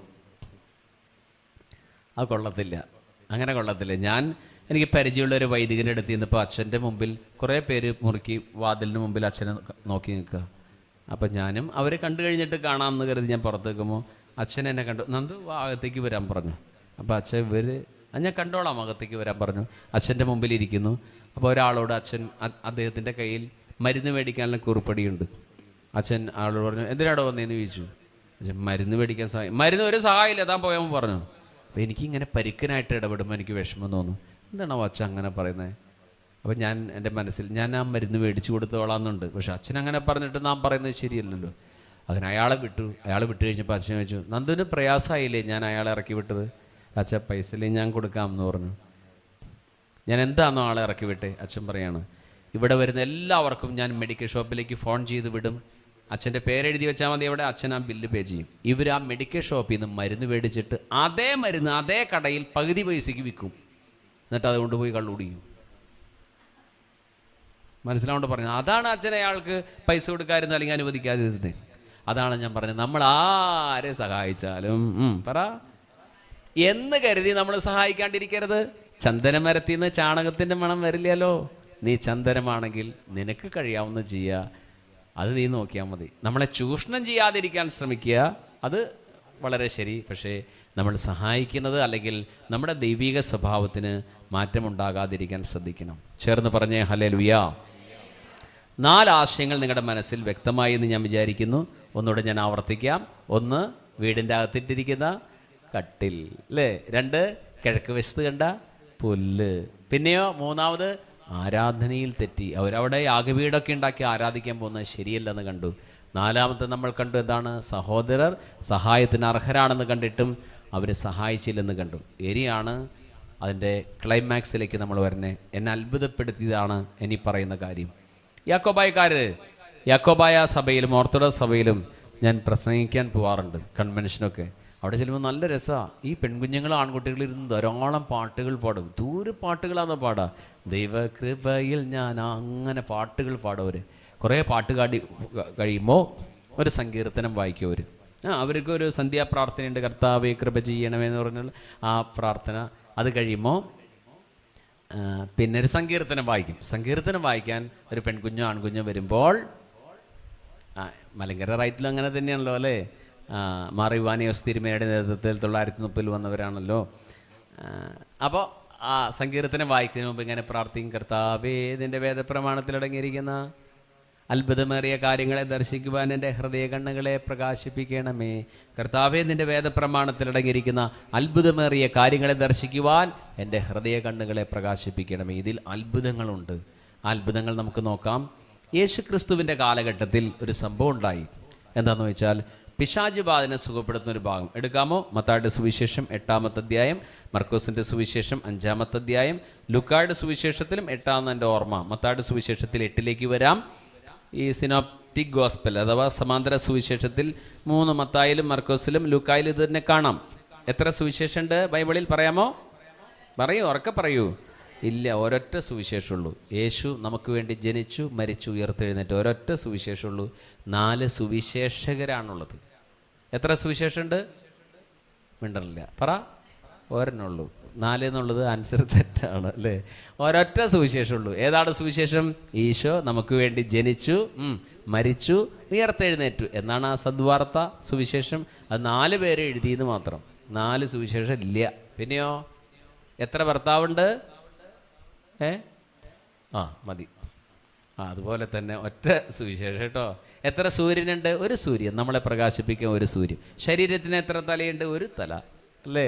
എന്നതുപോലെ ഒരൊറ്റ സുവിശേഷം. അപ്പോൾ മത്തായിയുടെ സുവിശേഷം 8-ാമത്തെ അധ്യായത്തിൽ 28 മുതലുള്ള വാക്യങ്ങൾ ഞാൻ വായിക്കാം, ശ്രദ്ധിക്കണേ. പിശാച് ബാധിതരെ സുഖപ്പെടുത്തുന്ന ഭാഗമാണ്. ഓരോ സുവിശേഷത്തിൽ അല്പ വ്യത്യാസത്തോടു കൂടിയാണ്. ശ്രദ്ധിക്കണേ. യേശു മറുകരെ ഗദറായരുടെ ദേശത്തെത്തിയപ്പോൾ ശവക്കല്ലറകളിൽ നിന്ന് ഇറങ്ങി വന്ന 2 പിശാച് ബാധിതർ അവനെ കണ്ടുമുട്ടി. ആ വാക്യം മാത്രം എടുക്കാനാ. ഒന്നുകൂടെ ഞാൻ വായിക്കാം. യേശു മറുകരെ ഗദറായരുടെ ദേശം. ഗദറ എന്ന് പറയുമ്പോൾ എന്തെങ്കിലും തോന്നുന്നുണ്ടോ നിങ്ങൾക്ക്? യേശു മറുകരെ ഗദറായരുടെ ദേശത്തെത്തിയപ്പോൾ, ഇത്രയും നമ്മൾ വായിച്ച് പഠിച്ച സന്ദേശത്തിന് എന്തെങ്കിലും ഒരു സൂചന കിട്ടുന്നുണ്ടോ? ഗദറ ഇതൊന്നും തലേ കയറിയില്ല. ഈ ഭിത്തി തുളയ്ക്കണ ഒരു മെഷീനുണ്ട്, ഡ്രില്ലിങ് മെഷീൻ. അതൊരെണ്ണം മേടിച്ചു വെക്കണം ധ്യാന കേന്ദ്രത്തിൽ. എന്തിനാണ്? ഗദറ എന്ന് പറഞ്ഞാൽ എന്താണ്? പറഞ്ഞ് ഓർക്കണ്ടോ? റൂബൻ ഗോത്രക്കാരുടെ കൂടെ 2 ഗോത്രക്കാർ ചേർന്നില്ലേ? ആരാണ്? ഗാദ്, മനാസെ. ഗദറ എന്ന് പറഞ്ഞാൽ ആ സ്ഥലം, അതായത് ജോർദാന്റെ മറുകര ഇവർ 2.5 ഗോത്രക്കാർ തങ്ങിയില്ലേ? ആ സ്ഥലത്തേക്ക് ഈശോ 2000 കൊല്ലം മുമ്പ് ഈശോ വന്നിട്ട് അവിടേക്ക് പോയി. ഇവരന്വേഷിച്ച് പോയി. കാര്യം പിടികിട്ടുണ്ടോ? ആ ദേശമാണ് ഗദറ ദേശം. അത് മനാസേന്ന് എഴുതി വെച്ചാൽ, അല്ലെങ്കിൽ റൂബൻ എഴുതി വെച്ചാൽ കുറച്ചും കൂടി ക്ലിക്കായാലേ, അല്ലേ? പക്ഷെ ഗദറ ദേശം, ആ സ്ഥലത്തേക്ക് യേശു പോവുക. ഒന്ന് ചിന്തിക്കണേ, ശരിക്കും ചിന്തിക്കണം. ചിന്തിക്കാത്തവർ മറ്റേ പാട്ട് പാടണം. ഏത് പാട്ട്? നന്ദിയില്ലാത്തവർ. അടുത്ത വരി.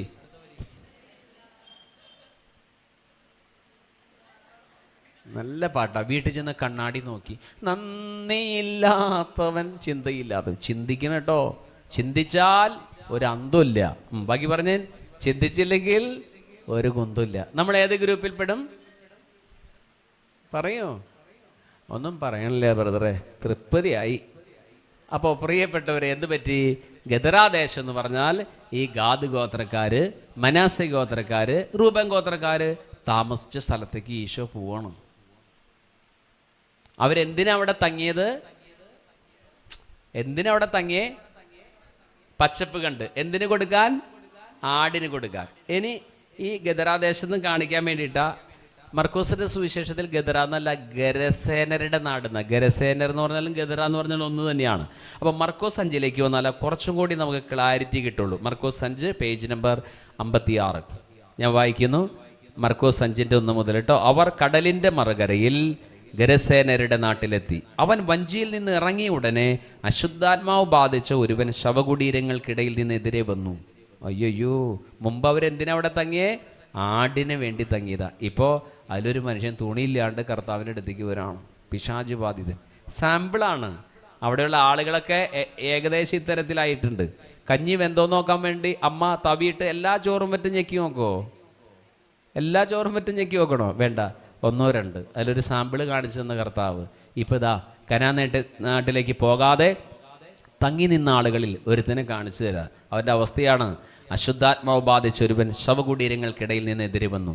ശവകുടീരങ്ങൾക്കിടയിൽ താമസിച്ചിരുന്ന അവനെ ചങ്ങല കൊണ്ടുപോലും ബന്ധിക്കാൻ കഴിഞ്ഞിരുന്നില്ല. പലപ്പോഴും അവനെ കാൽവിലങ്ങുകളാലും ചങ്ങലകളാലും ബന്ധിച്ചിരുന്നെങ്കിലും അവൻ ചങ്ങലകൾ വലിച്ചു പൊട്ടിക്കുകയും കാൽവിലങ്ങുകൾ തകർത്ത് കളയുകയും ചെയ്തിരുന്നു. അവനെ ഒതുക്കി നിർത്താൻ ആർക്കും കഴിഞ്ഞിരുന്നില്ല. രാപ്പകൽ അവൻ കല്ലറകൾക്കിടയിലും മലകളിലുമായിരുന്നു. അവൻ അലറി വിളിക്കുകയും കല്ലുകൊണ്ട് തന്നെ മുറിപ്പെടുത്തുകയും ചെയ്തിരുന്നു. അകലെ വെച്ച് തന്നെ അവൻ യേശുവിനെ കണ്ട് ഓടിവന്ന് അവനെ പ്രണമിച്ച് ഉച്ചത്തിൽ വിളിച്ചു പറഞ്ഞു. അവൻ പറഞ്ഞു, മഹോന്നതനായ ദൈവത്തിൻ്റെ പുത്ര യേശുവേ, എൻ്റെ കാര്യത്തിൽ എന്തിനിടപെടുന്നു? എനിക്ക് ആ വാക്ക് വളരെ സ്ട്രൈക്ക് ചെയ്തതാണ്. മഹോന്നതനായ ദൈവത്തിൻ്റെ പുത്ര, അങ്ങ് എൻ്റെ കാര്യത്തിൽ എന്തിനിടപെടുന്നു? നമ്മൾ ഓപ്പോസിറ്റ് പറയണ്ടേ? എന്ത് പറയണം? യേശുവേ, എൻ്റെ എല്ലാ കാര്യത്തിലും ഇടപെടണമേ. പുള്ളിക്കാരൻ എന്താ പറയണേ? എന്തിന് എൻ്റെ കാര്യത്തിൽ ഇടപെടണേ? നമ്മൾ ഓപ്പോസിറ്റ് പറയണേ, എൻ്റെ എല്ലാ കാര്യത്തിലും, എൻ്റെ കുടുംബജീവിതം, കടബാധ്യത, ഇതിലൊക്കെ അങ്ങ് ഇടപെടണം, എല്ലാ കാര്യത്തിലും ഇടപെടണമേ എന്ന് പറയണം. ചിലക്കൊക്കെ ഭയങ്കര കടബാധ്യത. ഈ ഭാഗത്തുണ്ടോ കടബാധ്യതയൊക്കെ? ഒന്നും പറയണില്ല. ധാരാളം പേരുണ്ട്. അതിലൊക്കെ ഇടപെടാൻ കർത്താവിനോട് പറയണം. കർത്താവ് എല്ലാ കാര്യത്തിലും ഇടപെടുന്നവനാണ്. അങ്ങനെ കർത്താവ് ഇടപെടാണ്. ഞാനിവിടെ ഒരു സ്ഥലത്ത് ചെന്നു. അപ്പം ഞാനിങ്ങനെ എന്നോട് ക്ലാസ് എടുക്കാൻ പറഞ്ഞു. മൈക്കൊന്നുമില്ല കേട്ടോ, 10-20 പേരുള്ളൂ. 10-20 പേരുള്ള ഒരു ചെറിയ ഗ്രൂപ്പാണ്. അപ്പോൾ അവിടെ ക്ലാസ് എടുത്തുകൊണ്ടിരിക്കുമ്പോൾ ഏറ്റവും മുമ്പിൽ ഇങ്ങനൊരു പായല്ല, ഒരു കാർപ്പറ്റ്. ആ കാർപ്പറ്റിൽ ഒരു യുവതി വന്നിരുന്നു. അപ്പോൾ സാധാരണ യുവതികളൊക്കെ പുറകിൽ പോയിരിക്കുള്ളൂ. ഇവിടെ ഏറ്റവും മുമ്പിൽ വന്നിരിക്കുന്നത്. എന്താണ് ഏറ്റവും മുമ്പിൽ വന്നിരിക്കുന്നത്? ബൈബിളൊക്കെ എടുത്ത് പറയുന്ന വചനങ്ങളൊക്കെ എഴുതി വയ്ക്കുന്നു. എനിക്ക് അത്ഭുതം തോന്നി. ഈ കുട്ടിയുടെ അമ്മ ആരായിരിക്കും എന്ന് ചിന്തിച്ചു. നല്ല അമ്മമാരുണ്ടെങ്കിൽ അങ്ങനെ പരിശീലിപ്പിക്കും. എന്താണെങ്കിലും പ്രസംഗം കഴിഞ്ഞപ്പോൾ ഒരു സ്ത്രീ എന്നോട് പറഞ്ഞു, ഞങ്ങളുടെ ഫ്ലാറ്റ് അവിടെ വരുമോ ബ്രദറെ പ്രാർത്ഥിക്കാൻ? ഓ, അതിനിപ്പോൾ എന്താ, അവിടെ വരാലോ. അവിടെ ചെന്ന് പ്രാർത്ഥിച്ചു. അപ്പോൾ അമ്മ ഞങ്ങൾക്ക് മാംഗോ ജ്യൂസ് ഉണ്ടാക്കി തന്നു. എന്ത് നല്ല മാംഗോ ജ്യൂസാണോ! ഇതെന്തിനാണെന്ന് പറയണേ? നിങ്ങളുടെ വീട്ടിലൊക്കെ വിളിക്കുമ്പോൾ വല്ല വാട്ടവെള്ളം തരാതെ ഇതൊക്കെ നല്ലത് തരാൻ വേണ്ടിയിട്ടാണ്. അങ്ങനെ നല്ല മാംഗോ ജ്യൂസ് കുറച്ചും കൂടി കുടിക്കണമെന്നുണ്ടായി. ആ സ്ത്രീ ഇനി വേണമെന്ന് ചോദിച്ചു. വേണ്ടാന്ന് പറഞ്ഞെങ്കിലും പുള്ളിക്കാരി ഒഴിച്ചു. ഞാനും പോന്നോട്ടെ എന്ന് വിചാരിക്കുകയും ചെയ്തു. അങ്ങനെ അതൊക്കെ കഴിച്ചിരിക്കും. ഞാൻ ചോദിച്ചു, എന്തിനു വേണ്ടിയിട്ടാണ് ഞങ്ങളെ വിളിച്ചേ? ബ്രദറെ, ഭയങ്കര കടബാധ്യതയാണ്. ഞാൻ ചോദിച്ചു, എത്ര രൂപ കടണ്ട്? ആ സ്ത്രീ വായുവിൽ ഇങ്ങനെ എഴുതി 100 എന്ന് എഴുതി. ഞാൻ പറഞ്ഞു, മനസ്സിലായില്ല. 100 കോടി കടം. ഞാൻ എൻ്റെ ജീവിതത്തിൽ ആദ്യമായിട്ടാണ് 100 കോടി കടം. കോടിന്ന് ഈ ഞരമ്പൊക്കെ പൊട്ടിയിട്ട് ഇത് കോടി കിടന്നൊക്കെ കേട്ടുന്നല്ലാതെ 100 കോടി. ആ സ്ത്രീ എന്നോട് പറഞ്ഞു, നന്ദ ബ്രദർ വിഷമിക്കണ്ട, പ്രാർത്ഥിച്ചാൽ മതി, ഞങ്ങളുടെ 2 പ്രോപ്പർട്ടി വിറ്റാ കടം വീടുന്നു പറഞ്ഞു. 100 കോടി കടം, 2 പ്രോപ്പർട്ടി വിറ്റ വീടിനെങ്കിൽ ഇവർ എന്തു പൈസക്കാരായിരിക്കും. അപ്പോൾ ഞാൻ ചോദിച്ചു, ഇവളല്ലേ ഏറ്റവും മുമ്പിലിരുന്നേ? എൻ്റെ മോളാ, MBBS കഴിഞ്ഞു, ഡോക്ടറാണ് അവള്. എനിക്ക് അത്ഭുതം തോന്നി. ഡോക്ടറായൊരു പെൺകുട്ടിയാണ് വചനം കേൾക്കാൻ ഏറ്റവും മുമ്പ് എന്തിലും വന്നിരിക്കുന്നത്. അവളുടെ പുറകിൽ മറ്റൊരു പെൺകുഞ്ഞ്. അമ്മ പറഞ്ഞു, ഇതെൻ്റെ മോളാ, അവളിപ്പോൾ MBBSന് വിടാൻ നിൽക്കുകയാണ്. ഭയങ്കര ഒരു സ്ത്രീ. ആ സ്ത്രീ പറഞ്ഞു, ഒരു ഉരുക്ക് സ്ത്രീ. പിന്നീട് ഒരു ധ്യാനത്തിൽ ഞാൻ കണ്ടപ്പോൾ ഞാൻ ചോദിച്ചു, ഇപ്പോൾ കട എങ്ങനെയുണ്ട് ബ്രദറെ? 157 കോടിയായി പലിശ സഹിതം. ആ സ്ത്രീ എന്നിട്ട് ചിരിച്ചിട്ടുണ്ട് എന്നോട് പറഞ്ഞു, ഞങ്ങളുടെ 3 പ്രോപ്പർട്ടി വിറ്റാൽ തീരാവുന്നുള്ളൂ, 1 പ്രോപ്പർട്ടിയും കൂടി കയറ്റി വെച്ചു. 10 ലക്ഷക്കാർക്ക് ഒരുവിധ ആശ്വാസമായി എന്ന് വിചാരിക്കുന്നു. ഒരു എന്തു സ്ത്രീയാ! ഒരു ദിവസം നിങ്ങൾ നോക്കിക്കോ, ആ സ്ത്രീയുടെ കഥയിൽ ഞാൻ കൂട്ടിച്ചേർക്കും. അവളുടെ കടമെല്ലാം കർത്താവ് വീട്ടിൽ കൊടുത്തു. അവൾ ആത്മഹത്യ ചെയ്യാനല്ല ഇരിക്കണേ കേട്ടോ, വിഷം കുടിക്കാനല്ല ഇരിക്കണേ. പിന്നെയോ കർത്താവ് തങ്ങളുടെ ജീവിതത്തിൽ ഇടപെടുന്ന കാത്തിരിക്കുക. ഇങ്ങനെയുള്ള ആളുകളായിരിക്കണം. ബുദ്ധിമോശമൊന്നും കാണിക്കരുതേ. അതുകൊണ്ട് ഇതൊക്കെ ദൈവത്തിന് സിമ്പിളായിട്ട് ഇടപെടാൻ പറ്റും. നീ ദൈവത്തെ വിശ്വസിച്ച് വചനം വായിച്ച് ഈ വിശുദ്ധ കുർബാനയിലൊക്കെ പങ്കെടുത്ത് നേരെ ചൊവ്വേ ജീവിക്കുക. അത്ര നീ ചെയ്താൽ മതി. എങ്ങും ഓടണ്ട. ദൈവം നിൻ്റെ കാര്യത്തിൽ ഇടപെടും. ചേർന്ന് പറഞ്ഞേ ഹല്ലേലൂയ. അപ്പോൾ പിശാച് ബാധ്യത എന്താ പറയുന്നത്? എൻ്റെ കാര്യത്തിൽ ഇടപെടണ്ട. നമ്മളെന്താ പറയണേ? എൻ്റെ എല്ലാ കാര്യത്തിലും ഇടപെടണമേ. അങ്ങനെ ഈ പിശാച് ബാധിതൻ വന്നു. നമുക്ക് നോക്കാം. കാരണം അശുദ്ധാത്മാവേ ആ മനുഷ്യന് പുറത്തു വരൂ എന്ന് യേശു ആജ്ഞാപിച്ചിരുന്നു. നിന്റെ പേരെന്താണ്? യേശു ചോദിച്ചു. അവൻ പറഞ്ഞു, എൻ്റെ പേര് ലെഗിയോൻ. ഇംഗ്ലീഷ് ബൈബിൾ ലീജിയൻ എന്ന വാക്കാണ്. റോമക്കാരുടെ പട്ടാളക്കാരുടെ ഒരു ബറ്റാലിയൻ്റെ പേരാണ് ലീജിയൻ. ആ ലെഗിയോൻ എന്ന് മലയാളത്തിൽ വന്നിരിക്കുന്നത്. ഒരു ബറ്റാലിയൻ ഉണ്ടെന്നാണ് പറയുന്നത്. പിശാചുകളൊക്കെ കൂടി ഞങ്ങൾ അനേകം പേരുണ്ട്, തങ്ങളെ ആ നാട്ടിൽ നിന്ന് പുറത്താക്കരുത് എന്ന് അവൻ കേണപേക്ഷിച്ചു. വലിയൊരു പന്നിക്കൂട്ടം മലയിൽ മേയുന്നുണ്ടായിരുന്നു. ഞങ്ങളെ ആ പന്നിക്കൂട്ടത്തിലേക്ക് അയക്കുക, ഞങ്ങൾ അവയിൽ പ്രവേശിച്ചു കൊള്ളട്ടെ എന്ന് അവർ അപേക്ഷിച്ചു. അവൻ അനുവാദം നൽകി. അങ്ങനെ ആട്ടെ ഇവരെന്തിനു വേണ്ടിയിട്ട് അവിടെ നിന്നേ? എന്ത് വളർത്താൻ നിന്നതാണ് പറ? ഇപ്പം എന്തെന്നാ കൃഷി? ആട് കൃഷി മാറിയിട്ടോ. ഇപ്പം ഏത് കൃഷിയായി? ഇപ്പം പന്നി കുറച്ചും കൂടി ലാഭമുള്ളതാണേ. ആ യഹൂദന് പന്നി നിഷിദ്ധമാണ്. പന്നിയെ വളർത്താനൊന്നും അവർക്ക് പാടില്ല. പന്നി ഇറച്ചി കഴിക്കാൻ പാടില്ല. ഇപ്പം 2.5 ഗോത്രക്കാർ ദൈവം പറഞ്ഞനുസരിക്കാതെ തൽക്കാലത്തെ പച്ചപ്പുല്ല് കണ്ട് നിന്ന് അവർക്കെന്ത് പറ്റി? അവർ വീണ്ടും മതപ്പതിച്ചു. മാത്രമല്ല പൈശാചിക ബാധയുള്ള ആളുകളായിട്ട് മാറി. ആ കൂട്ടത്തിൽ കൂടെ നടന്നാൽ പോരായിരുന്നു? ഈ ഒറ്റ തിരിഞ്ഞ് പോകേണ്ട വല്ല കാര്യം ഉണ്ടായിരുന്നു? ദൈവത്തിൻ്റെ ആ കൂട്ടത്തോട് ഒരുമിച്ച് നിന്നാൽ പോരായിരുന്നു? അവർ മാറി വ്യതിചലിച്ചു പോയി. അവസാനം അവർ പന്നീനെ നോക്കുന്ന ആളുകളായിട്ട് മാറി. പൈശാചിക ശക്തികൾക്ക് കീഴ്പ്പെട്ടു. യേശു ക്രിസ്തു പിന്നെ പിശാചി ബാധിതനോട് പറഞ്ഞു, അവൻ്റെ ഉള്ളിലെ എല്ലാ അശുദ്ധാത്മാക്കളെയും പന്നിക്കൂട്ടത്തിലേക്ക് വിട്ടു. ഇസ്രായേലിൽ നിങ്ങൾ പോയിട്ടുണ്ടെങ്കിൽ അറിയാം, ഈ പന്നികൾ മേയുന്ന ആ മേച്ചിൽ സ്ഥലം ഗൈഡ് കാണിച്ചു തരും. പന്നികളിലേക്ക് പിശാചി കയറിയപ്പോൾ ഒന്നാമത് പന്നി ഒരു നിയന്ത്രണമില്ലാത്ത ജീവിയാണ്. അതിൻ്റെ ഉള്ളിൽ കൂടെ പിശാചും കൂടി കയറിപ്പോൾ ഇവരുടെ എല്ലാ നിയന്ത്രണം വിട്ട് അവർ ആ കുന്നിൻ ചെരുവിലൂടെ പാഞ്ഞു ചെന്ന് ഗലീലി കടലിലെല്ലാം മുങ്ങി ചാവാണ് ചെയ്യുന്നത്. പ്രിയപ്പെട്ടവരെ, അപ്പോൾ ഇവരെന്ത് ചെയ്തു? ആ നാട്ടിലെ ആളുകൾ എന്ത് ചെയ്തു? ഞാൻ വായിക്കാം. പന്നികളെ മേയിച്ചുകൊണ്ടിരുന്നവർ ഓടിപ്പോയി നഗരങ്ങളിലും നാട്ടിൻപുറങ്ങളിലും വിവരം അറിയിച്ചു. സംഭവിച്ചതെന്തെന്ന് കാണാൻ ജനങ്ങൾ വന്നുകൂടി. അവർ യേശുവിൻ്റെ അടുത്തെത്തി. ലെഗിയോൻ ആവേശിച്ചിരുന്ന പിശാച് ബാധിതൻ വസ്ത്രം ധരിച്ച് സുബോധത്തോടെ അവിടെ ഇരിക്കുന്നത് കണ്ടു. അവർ ഭയപ്പെട്ടു. പിശാച് ബാധിതനും പന്നികൾക്കും സംഭവിച്ച് കണ്ടവർ അക്കാര്യങ്ങൾ ജനങ്ങളോട് പറഞ്ഞു. തങ്ങളുടെ പ്രദേശം വിട്ടുപോകണമെന്ന് അവർ യേശുവിനോട് അപേക്ഷിച്ചു. കഷ്ടം.